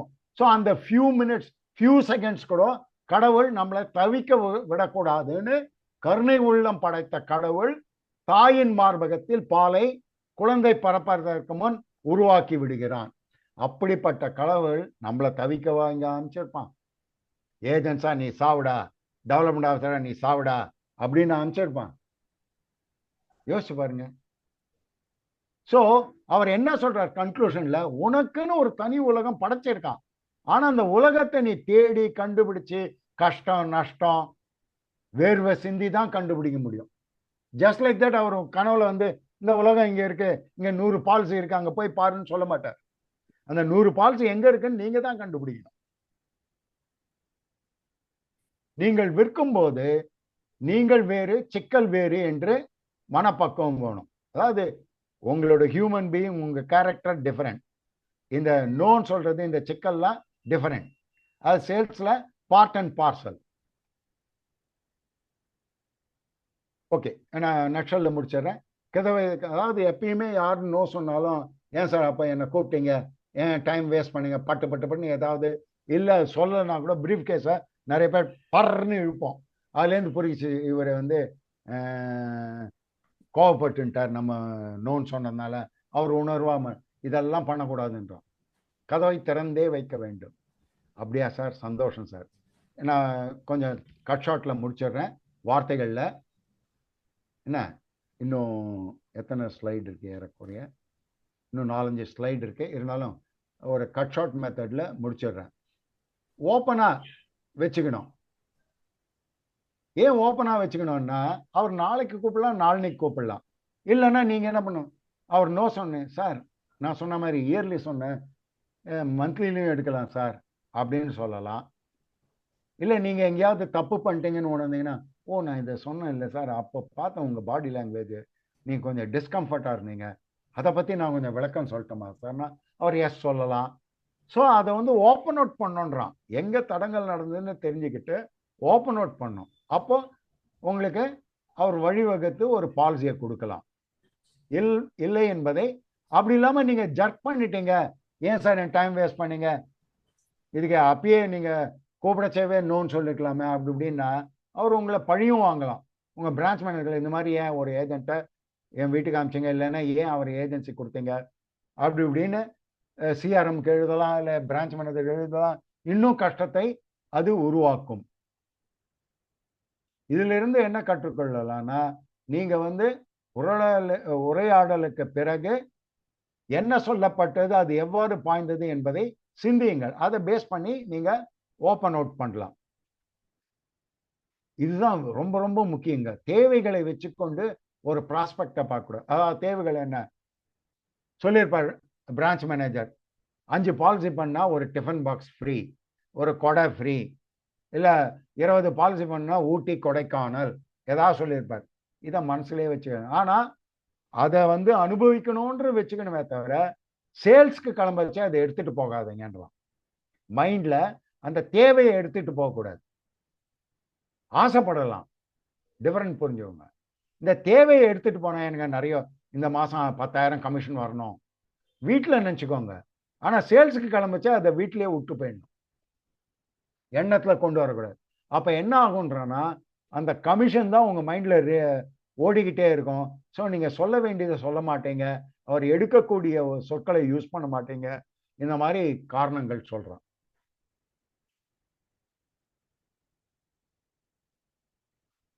ஸோ இந்த மாதிரி ஓப்பன் அவுட் பண்ணுங்க. ஓகேவா? we will see in the next class. Thank you. Thank you. Yes, over to you. Sir முடிச்சிட்டேன். நன்றி நன்றி. முடிஞ்சா யாராவது என்ன கத்துக்கிட்டீங்க சார், சூப்பர், அதெல்லாம் எனக்கு சொல்ல வேணாம், ஏற்கனவே வாங்கி எனக்கு ஓவர்ஃப்ளோ ஆகுது. என்ன கத்துக்கிட்டீங்கன்னு ஒரு 2-3 பேர் சொன்னீங்கன்னா எனக்கு ரொம்ப ஃபீஸ் கொடுத்த மாதிரி அது எனக்கு. கண்டிப்பாங்க சிறப்பான ஒரு விஷயம். நண்பர்களே, இன்னைக்கு பாத்தீங்கன்னா இன்னைக்கு ஐயாவோட பயிற்சி வந்து ரொம்ப சிறப்பான பயிற்சி. எளிமையான ஒரு தமிழ்ல எளிமையான ஒரு விஷயங்களை எவ்வளவு அழகா நமக்காக சொல்லியிருக்காங்க அப்படின்ட்டு உண்மையிலேயே பாத்தீங்கன்னா நம்ம வந்து ஒரு மிக பாக்கியம் பெற்றவர்கள். அது மட்டும் இல்ல, ஆரம்பத்துல சொல்லும் போது பாத்தீங்கன்னா நம்ம ரெகுலரா நமக்கு போன தடவை கிளாஸ் கொடுக்கும்போதே ஐயா அவர்கள் நமக்கு வாக்கு கொடுத்துருந்தாங்க, ஒவ்வொரு மாசத்துக்கும் நான் ஒரு கிளாஸ் உங்களுக்கு நான் கண்டிப்பா கொடுத்துட்றேன் அப்படின்னுட்டு. அவங்கள நம்ம வந்து தெளிவாக அதை வந்து நடைமுறைப்படுத்தி ஒவ்வொரு மாதமும் ஐயா அவர்களுடைய அனுபவத்திலிருந்து நிறைய விஷயங்களை நம்ம கத்துக்க இருக்க போறோம். இன்றைக்கு இந்த பயிற்சி பற்றிய கருத்துக்கள் ஓரிருவர் உங்களுடைய கருத்துக்களை சொல்லுங்க. இந்த விஷயம் கருத்துக்கள் சொல்லும் போது இப்ப நான் சொன்ன மாதிரி நம்ம எப்பவுமே சொல்றதுதான், ரொம்ப நல்லா இருந்துச்சு, சூப்பரா இருந்துச்சு சார், எனக்கு ரொம்ப பிடிச்சிருந்துச்சு சார் அப்படிங்கிற மாதிரி இல்லாம, இதுல இருந்து ஏதாவது ஒரு விஷயம் கத்துக்கிட்டேன், இதை நான் இம்ப்ளிமெண்ட் பண்ண போறேன், இதை நடைமுறைப்படுத்த போறேன் அப்படிங்கிற மாதிரி சொல்லுங்க. அதுதான் வந்து நம்ம அவருக்கு கொடுக்கக்கூடிய ஒரு மிகப்பெரிய ஒரு பரிசாக இருக்கும் அப்படிங்கிறத சொல்லிட்டு, கிருஷ்ணன் சார் பேசுங்க. கரெக்டா இப்ப ஹேண்ட் ரைஸ் பண்ணிருக்க 5 பேருக்கு மட்டும் கொடுங்க சரவணன். சரிங்கண்ணா. கிருஷ்ணன் சார் நிறுத்திக்கோங்க. ஐயா ரவீந்திரன் ஐயாவுடைய நிறைய ஸ்லைட்ஸுங்களெல்லாம் வரும் நம்ம குரூப்ல. நான் பெங்களூர்ல இருந்து பேசுறேன், கிருஷ்ணன். அவர் நேரடியா அவருடைய இது கேட்கும் பொழுது சரள் முகவர் குரூப்ல இருந்து எனக்கு ரொம்ப சந்தோஷமா இருக்கு. ஐயாவுடைய அந்த அறிவாற்றல் ரொம்ப, அவர் சொல்லும் பொழுது இது கண்ணுக்கு புலப்படாது. அதாவது நம்ம செயல் பண்ற இந்த பாலிசி வந்து உங்களுக்கு கண்ணுக்கு தெரியாது, ஆனா 5 புலன்களாலும் உணர முடியாது அது. ஆனா வந்து என்னன்னா இது டேஞ்சபிள் கிடையாது. இது வந்து எப்பயுமே வந்து நாம வந்து ஒரு பொருளை கையில பார்த்து அதை உணர்ந்தா தான் அது ஜனங்க வாங்குவாங்க. நாம வந்து ஒரு கான்செப்டை சேல் பண்றோம். அதை எப்படி சேல் பண்றோம்? சைக்காலஜி முறையா அதை எப்படி பண்றது? நிராகரிப்பு இருந்தா அதை எப்படி அதை தடைய மீறி நம்ம சேல் பண்றதை பத்தி ஐயா ரொம்ப விளக்கமா அழகான தமிழ்ல சொன்னாரு. ரொம்ப நன்றிங்க ஐயா. தேங்க்யூ. ஓகே, சிறப்பு, வாழ்த்துக்கள். சுதாமதி மேடம்.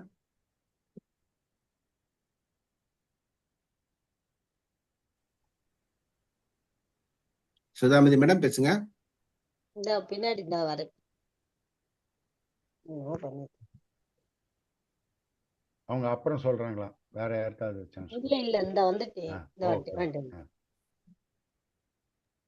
சார் வணக்கம் சார். வணக்கம். இதுல வந்து எனக்கு என்னன்னா 3 பாயிண்ட். ஒண்ணு வந்து நம்ம போகும்போது வளவள கொலகொலன்னு பழிசாரத்தை பேசக்கூடாது. அவங்கள்ட்ட அவங்களுடைய அனுபவங்கள், அவங்க வீட்டு நல விசாரிச்சுட்டு அதுல நம்ம அந்த நோக்கம் அவருக்கு வந்துருச்சுன்னா டக்குன்னு நம்ம பாலிசியை பத்தி பேசி வாங்கிட்டு வரணும்னு சொல்லியிருக்கீங்க ஒண்ணு. அப்புறம் அவர் வேணான்னு சொன்னாலும் நம்ம முகஞ்சலிக்க கூடாது, அந்த நட்பை தொடரணும். ஏன்னா அடுத்து அவர் வாய்ப்பாளர் தான். இன்னைக்கு இல்லைன்றாலும் நமக்கு இன்னொரு நாளைக்கு கொடுப்பாருன்னு சொல்லியிருக்கீங்க. அந்த இது ஒண்ணு. என்னன்னா இதுல என்னென்ன நிறைய நம்ம இருந்தாலும் நீங்க சொல்லியிருக்கீங்க, நிறைய விஷயங்கள் சொல்லி இருந்தாலும் இந்த லீடு பாருங்க சார். இன்னைக்கு நிலைமைக்கு நம்ம பழைய பாலிசிதாரர்கிட்டயே ஒவ்வொரு லீடு கேட்காம வர்றது பெரிய தப்புன்றத நல்லா உணர்த்திருக்கீங்க சார். எங்களுக்கு நெத்தியில் அடிச்ச மாதிரி. இப்ப பாருங்க, எடுத்து வச்சிருக்கேன். பழைய பாலிசிதாரர்கள்ட்ட கூட போய் பாலிசி இது பிரிமிய வாங்கையில, சார் நீங்க ஒரு லீடு கொடுங்க, உங்களுக்கு வேண்டியவங்களை ஒருத்தரை சொல்லுங்க அப்படின்னு சொல்லி வந்தாலே நம்ம நிறைய பாலிசிஸ் கொடுக்கலாம். அவங்களுக்கு தேவையானதை கொடுக்கணும், காம்படிஷனுக்காக கொடுக்க கூடாது அப்படின்றது நல்ல நெத்தியடி மாதிரி சொல்லியிருக்கேன் சார். எனக்கு அந்த 4 பாயிண்ட் ரொம்ப பிடிச்சிருந்துச்சு. கொடுக்க வேண்டிய அரை மணி நேரத்துல 10 நிமிஷத்துல நம்ம வேலை முடிஞ்சிருச்சுட்டா கூட அந்த இடத்துல ஸ்பாட்ல இருக்கக்கூடாது, உடனே பாலிசியை முடிச்சுட்டு வெளியேறி வந்துடணும்னு சொன்னது ரொம்ப பிடிச்சிருந்துச்சு சார். நன்றி. ராஜசேகரன் ஐயா. சார் வணக்கம் சார். மிக சிறப்பான வகுப்பு சார் இன்னைக்கு. அதாவது வெறும் இன்சூரன்ஸ் மட்டும் இல்லை, நீங்க சொன்னதெல்லாம் பத்தி எந்த ஒரு ஃபீல்டுக்கா இருந்தாலும் பயன்படக்கூடிய வகுப்பு சார். அதுல எந்த மாற்று கருத்தும் இல்லை. என்னோட கேள்வி ஒரே ஒரு கேள்வி சார் உங்கள்கிட்ட. இப்ப நீங்க சொன்னதெல்லாம் பாத்தீங்கன்னா சார், ஒரு மனிதனுக்கு அடிப்படையான சேல்ஸ் பத்தி சொன்னீங்க. ஆனா இன்னைக்கு எப்படி காலம் எல்லா சேல்ஸும் போயிட்டு இருக்குனாக்கா டிஜிட்டல் மார்க்கெட்டிங் ஒரு மெத்தட்ல போயிட்டு இருக்கு. நீங்க அதை பத்தி என்ன நினைக்கிறீங்க? சரி, காம்படிஷன்ல இப்போ ஒன்றும் உதாரணத்துக்கே வச்சுக்கோங்க, நிறைய மாறுதல் வருது. டிஜிட்டல் மார்க்கெட்டிங்கே விட்டுடுங்க. இப்ப தட்டினா வீட்டுல உணவு வருது, தட்டினா வீட்டுல உணவு வருது. அதுக்குன்னு ஹோட்டல்ல போய் சாப்பிடாதவங்க இருக்காங்களா? எந்த ஹோட்டல்ல போனாலும் குமியுது, வெயிட்டிங்ல இருக்கும் இல்லைங்களா? அப்போ அந்த அவங்க எல்லாம் வந்து வீட்லயே தட்டிட்டு உட்காந்து சாப்பிடலாம் இல்லையா ஆன்லைன்ல? ஸோ இது டிஃப்ரெண்ட், அது டிஃப்ரெண்ட். ரெண்டாவது ஒன்றுன்னு வச்சுக்கோங்க, எல்ஐசி ஓப்பன் அவுட் பண்ணோடனே, இன்சூரன்ஸ் இண்டஸ்ட்ரி ஓப்பன் அவுட் பண்ணோடனே ஃபர்ஸ்ட் ஆள் நான் தான் வரவேற்கேன். ஏன்னா எல்ஐசி வந்து கீழே போகணுமோ அந்த ஆசை இல்லை. எல்ஐசி இன்னும் மிளற மிளற மிளற சேவையை கொடுக்கும். காம்படிஷன் வர வர என்ன ஆகிடும், இன்னும் மிளற மிளற மிளற நம்மளை வளர்த்துப்போம். நீங்கள் காம்படிஷன் இல்லாத பீரியடில் 5 மணி நேரம் தான் உழைச்சிங்கன்னா, இப்போ ஆன்லைனில் சேல்ஸ் வந்துருச்சுன்னா 6 மணி நேரமாக உழைப்பீங்க, 7 மணி நேரமாக உழைப்பீங்க. இல்லை அந்த 5 மணி நேரத்துலேயே 25 லட்சம் பாலிசி எத்தனை விற்கலான்னு பார்ப்பீங்க. ஸோ உங்களை வளர்த்துப்பீங்க இல்லையா? So competition is a must. ஒரு எக்ஸாம்பிளுக்கு வச்சுங்க, ரவீந்திரன் தான் நங்கநல்லூரில் பாலிசி விற்கணும், வேற யாரும் விற்க முடியாதுன்னா நான் அவ்வளோ இன்வால்வ்டு டெடிகேஷனாக எல்லாருக்கும் அட்வைஸ் கொடுப்பேன். நான் யோசிச்சு பாருங்க. Okay, right. நெக்ஸ்ட் சாந்தி பெரம்பலூர் மேடம் பேசுங்க. ஐயா வணக்கங்க. வாய்ஸ் ஆடிபிளா இருக்குங்களா? பேசுங்க. நல்லா இருக்கு, ஆடிபிளா இருக்கு.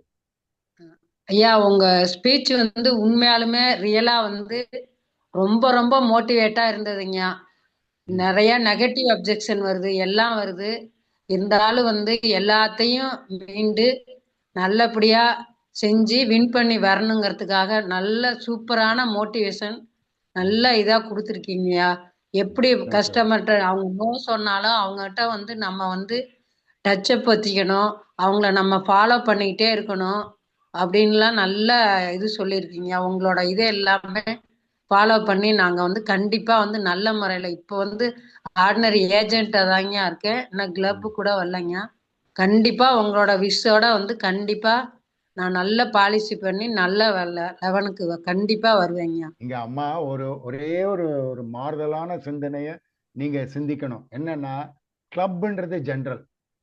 சார் நீங்க உங்க ஸ்பீச்சை கேட்டோன்னா சேர்மன்ஸ் கிளப் மெம்பர் ஆகணும், அது முக்கியம்ன்றான் ஒரு சேல்ஸ்மேனுக்கு. துல்லியமாக சொல்லணும் உங்க சொல்ல, அப்பதான் பாலிசி ஹோல்டரும் எடுப்பான், அதான் ப்ராஸ்பெக்டும் எடுப்பாங்க. துல்லியம் இல்லாம ஜென்ரலா பேசக்கூடாது. இப்ப நான் கிளப் மெம்பர் ஆன்றது ஜென்ரல், அப்ரிஷியேட் பண்றேன். அடுத்த ஸ்டேஜுக்கு நான் உங்களை கொண்டு போயிட்டேன். அதை விட நான் என்ன எதிர்பார்க்கிறேன்னா, நான் சேர்மன்ஸ் கிளப் மெம்பர் அப்புறம் உங்க கிளாஸை கேட்டதுனால இந்த மாதிரி மாத்திக்கோங்கன்றேன். உங்க வார்த்தைகள், பேசுறது, பழகிறதெல்லாம் ஒரு இலக்கை நோக்கி போகணும், ஒரு பாயிண்ட் நோக்கி இருக்கணும். Okay, thank you. வாழ்த்துக்கள், வாழ்த்துக்கள் மேடம். கணேசன் சார். சார் வணக்கம், வாழ்க வளமுடன் சார். தேங்க்யூ சார், நான் C Ganesan from Avinashi branch sir. Oh, very good. Sir, உங்களுடைய கிளாஸ் வந்து ரொம்ப சூப்பரா இருந்துச்சு சார். அதுல பர்டிகுலரா வந்து இந்த 80:20 பேசுனீங்கல்ல சார், அது ரொம்ப அருமை சார்.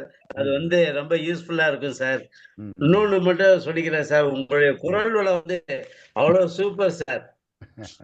குரல் வளம் நல்லா, அதாவது உங்கள் குடும்பத்தாருக்கு நல்ல ஆரோக்கியம், ஆயுள், நிறை, செல்வம் எல்லாம். தேங்க்யூ. அதாவது நிறைய பேர் சொல்லுவாங்க சார் 150 பேர் இருக்காங்க, மைக்கு சவுண்ட் எல்லாம் பாருங்க, நீ மைக்கே இல்லைன்னா கூட 150 ஆளுக்கு கேட்கும்பா. என் குரல் அந்த மாதிரி ஓப்பன் அவுட் ஆயிடுச்சு, பிகாஸ் ஆஃப் இன்வால்மெண்ட், டெடிகேஷன் தாங்க. இப்ப நான் வந்து ஏனோ தானோன்னு எடுத்தா இந்த குரல் வளம் வராது. Thank you sir, super. Dandapani sir.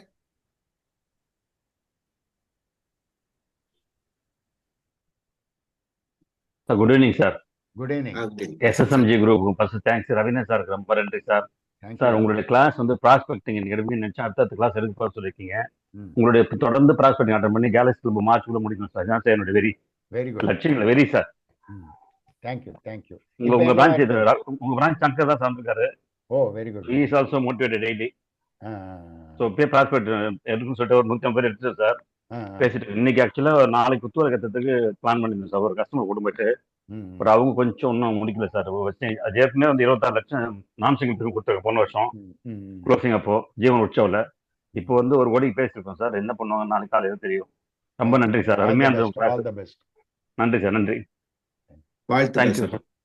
வாழ்த்துக்கள் சார். ஸோ நண்பர்களே, நமக்கு டைம் ஆயிடுச்சு. ஸோ யாரும் ஹேண்ட் ரைஸ் பண்ண வேண்டாம். போதும். ஒன்னு முடிச்சுக்கிறேன். நீங்க என்ன கத்துக்கிட்டீங்களோ, என்ன சொல்ல என்னோட வாட்ஸ்அப்ல அனுப்புங்க உங்க ஃபீட்பேக்கை. எனக்கு ரொம்ப சந்தோஷமா இருக்கும். அத்தனை பேர் அனுப்பிச்சாலும் எனக்கு எல்லாரையும் படிச்சுட்டு ரெஸ்பாண்ட் பண்ணுவேன். எனக்கு அதான் மிக மிக சந்தோஷத்தை கொடுக்கும். ஓகே, ரொம்ப சிறப்பு. இன்றைக்கு பார்த்தீங்கன்னா நண்பர்களே, இன்றைக்கு ஞாயிற்றுக்கிழமை ஒரு நல்ல ஒரு விஷயத்தை இன்னைக்கு கற்றுக்கிட்டு இருக்கோம். ரொம்ப அழகாக பார்த்தீங்கன்னா கிட்டத்தட்ட 450 பேருக்கு மேல நான் பார்த்தேன். 460 பேர் கிட்டத்தட்ட இன்னைக்கு வந்து அட்டன் பண்ணியிருக்கிறாங்க. ஸோ இன்றைக்கு எல்லோருக்குமே நல்ல ஒரு விஷயங்கள் ரொம்ப எளிதாக கிடைச்சிருக்கு அப்படின்னா அது கண்டிப்பா வந்து SSMG மற்றும் PSR சார் 2 பேருக்கு SSMGனால அந்த நமக்கான கிடைத்த அந்த ஒரு விஷயம், அண்ட் PSR சார் நீங்க கொடுத்துருக்கிற அவ்வளோ பெரிய விஷயம். எப்பவுமே ரொம்ப காலமா பார்த்தீங்கன்னா நான்லாம் வந்து ஏஜென்சி எடுத்த சமயத்துல இருந்து எனக்கு சொல்லிட்டு ஒரு விஷயம் வந்து PSR சாரோட மீட்டிங் அட்டன் பண்ணணும், அவருடைய ட்ரைனிங்ஸ் போய் அட்டன் பண்ணணும், அந்த மாதிரிலாம் நிறைய சொல்லுவாங்க. நான் கேள்விப்பட்டிருக்கிறேன். ஸோ எப்பயாவது ஒரு வாய்ப்பு கிடைக்கும் அப்படின்னு சொல்லி நம்ம நினைச்சிட்டு இருக்கிற நேரத்துல SSMG இந்த குழுவை ஆரம்பிச்சதுக்கு அப்புறம் அவர் நமக்கு வந்து இப்ப ரெகுலர் கிளாஸ் எல்லாம் தர்றாரு அப்படின்னு சொல்லும்போது ரொம்பவும் மிக மிக மிக சந்தோஷமான பட்ட ஒரே ஆளு நான் தான் சொல்லுவேன். எனக்கு ரொம்ப சந்தோஷமா இருந்துச்சு. சாரோட கிளாஸ் வந்து நம்ம இவ்வளோ ஈஸியா நமக்கு கிடைக்க போகுது அப்படின்னு சொல்றப்போ ஸோ அந்த ஒரு சந்தோஷம் வந்து இன்னைக்கு இருக்கு. என்னன்னா அவ்வளோ ஒரு பயிற்சிகள், அவ்வளோ விஷயங்கள் கற்றுக் கொடுத்துருக்குறாங்க. ஸோ முதல்ல அவருக்கு மிகப்பெரிய நன்றியை நம்ம தெரிவித்துக் கொள்ள வேண்டிய ஒரு தருணம் இது. ஐயா அவர்களுக்கு நன்றியை தெரிவிப்பதற்காக நம்மளுடைய ராஜேந்திரன் அண்ணா அவர்களை அழைக்கிறேன். ராஜேந்திரன். என்றும் எங்கள் நினைவில் வாழும் சுந்தரம் சார் அவர்களை வணங்கி, இன்று பார்த்தீங்கன்னா 470 பேர் வந்து இந்த பயிற்சியில் கலந்துருக்காங்க. மிக்க மகிழ்ச்சி சார். ரொம்ப பார்த்தீங்கன்னா ஒரு இந்த கிளாஸ்ல பார்த்தீங்கன்னா எல்லாருமே எழுதிக்கிட்டே இருந்தாங்க. கிட கட கட கடன்னு எழுதிட்டே இருந்தாங்க. யாரும் வந்து வீடியோ ஆஃப் பண்ணல. ரொம்ப சந்தோஷமா இருக்கு சார். மறைந்த எங்கள் தலைவர் சரல் சுந்தரன் சார் இது போலதான் கிளாஸ் எடுப்பாரு. ஏஜென்ட் முகவர்கள் எப்படி போகணும் எப்படி வரணும்னு எடுப்பாரு. நீண்ட நாளைக்கு பிறகு உங்க வடிவில் நாங்க தலைவரை காண்கிறோம். எங்க தலைவர் ஒவ்வொரு முகவரியும் இப்படிதான் நடத்தணும், இப்படிதான் பாலிசிதார்கிட்ட பேசணும் அப்படின்னு ஊட்டி ஊட்டி ஒரு வார்த்தையா சொல்லுவார். அது போல இன்னைக்கு வந்து நீங்க நடத்திருக்கீங்க சார். மிக்க மகிழ்ச்சி சார். ஆனா ஒவ்வொரு நீங்க சொல்றது கிட்டத்தட்ட 70 பாயிண்ட்டுக்கு மேல எழுதிருக்கணும். ஏன்னா ஒன்னு சொன்னா இன்னைக்கு மணி 10 ஆயிடும். இப்பயே மணி 9:50 ஆயிடுச்சு. கிட்டத்தட்ட 2 மணி நேரம் உட்காந்துட்டு நீங்க தண்ணி கூட குடிக்கலன்னு நினைக்கிறேன். தொடர்ந்து பேசிட்டே இருக்கீங்க. ஆனா எல்ஐசி நீங்க லவ் பண்றீங்க. அதாவது எங்க தலைவரும் அதான் சொல்றாரு, எல்ஐசியை லவ் பண்றவங்களுக்கு எந்த இதுவும் வராது. கரெக்டியா வந்து அந்த எண்ணத்துல அந்த என்ன சொல்ல வரோம் அதை மட்டும் தான் முடிவா இருந்துட்டே இருப்பாங்கங்கிற மாதிரி சார். நீங்க வந்து இவ்வளவு இது வந்து எங்களுக்கு அறிவுரைகள் தான் இந்த வந்து ஒரு பாடம்ங்கிறது அறிவுரை பாடம் மாதிரி தான் அது அர்த்தம். ஆனா நாங்க இன்னும் எங்க தகுதியை வளர்த்துக்கிட்டு அதிக வணிகம் மேற்கொண்டு எல்லாரும் எம்டிஆர்டி என்ற தகுதியை அடைந்து அந்த விழாவில் தாங்களும் வந்து பேச அழைக்க நாங்களும் விரும்புகிறோம். அதே போல தங்களை மாதம் ஒரு கிளாஸுக்கு எங்களுடைய அறங்காவலர் குழுவில் பேசி உங்களுக்கு வந்து வாய்ப்புகள் கண்டிப்பாக தருவோம். நாங்களும் உங்களை வைத்து நாங்களும் முன்னேற காத்திருக்கிறோம் என்று உறுதி கூறி இன்று வருகை தந்த அனைத்து நண்பர்களுக்கும் நன்றி கூறி விடைபெறுகிறோம். நன்றி, வணக்கம். பிஃபோர் க்ளோசிங், அதாவது செகண்ட் சண்டேன்னு ஃபிக்ஸ் பண்ணிக்கோங்க. பை சான்ஸ் எனக்கு ஏதாவது ஒரு பர்சனல் அப்பாயின்மெண்ட்னா அப்போ வேற சண்டே வச்சுப்போம். ஆனா மக்கள் மனதுல செகண்ட் சண்டேனா ரவீந்திரன் எடுப்பார் அப்படின்னு நம்ம வச்சுருவோம். அரங்காவலர்களிடம் பேசி சாரை நம்ம நோட் பண்ணி வச்சுக்கலாம். நோட் பண்ணி வச்சுட்டு கண்டிப்பா இதை நம்ம வந்து இம்ப்ளிமெண்ட் பண்ணுவோம். எப்பவுமே இம்ப்ளிமெண்ட் பண்றதா சிரமம். அதை கரெக்ட் பண்ணிட்டோம் அப்படின்னா நமக்கான வெற்றி எப்பவுமே காத்துக்கிட்டு இருக்கும். ஸோ இன்றைக்கு நல்ல ஒரு பயிற்சி கொடுத்துருக்கீங்க. எல்லா நண்பர்களும் இந்த பயிற்சியை வந்து எப்படி ஃபீல்டில் கொண்டு போய் யூஸ் பண்ண முடியும் அப்படின்னு பாருங்க. அதை தகுந்த மாதிரியான இடத்துல உபயோகிச்சு வெற்றி பெறுவதற்கு வாழ்த்துக்களை கூறிக்கொண்டு நம்மளுடைய இன்றைய பயிற்சியை இந்த பவர் பாயிண்ட்டை உங்களுக்கு யாருக்காவது அனுப்பிச்சிடுவேன். கண்ணகி மேடம் அனுப்புறேன். உங்க குரூப்ல நீங்க போட்டுக்கலாம். நோட் பண்ண மிஸ் பண்ணுவாங்க, திருப்பி ஒரு வாட்டி பார்த்துக்கலாம். இந்த பவர் பாயிண்ட்டை நான் அனுப்பிச்சிடுவேன். அனுப்பிடுங்க. நம்ம வந்து குரூப்ல வந்து ஃபார்வர்ட் பண்ணிக்கலாம். நன்றிங்க. நன்றி நண்பர்கள் அனைவருக்கும் மீண்டும் ஒரு முறை நன்றியை தெரிவித்துக் கொள்கிறோம். நன்றி சார்.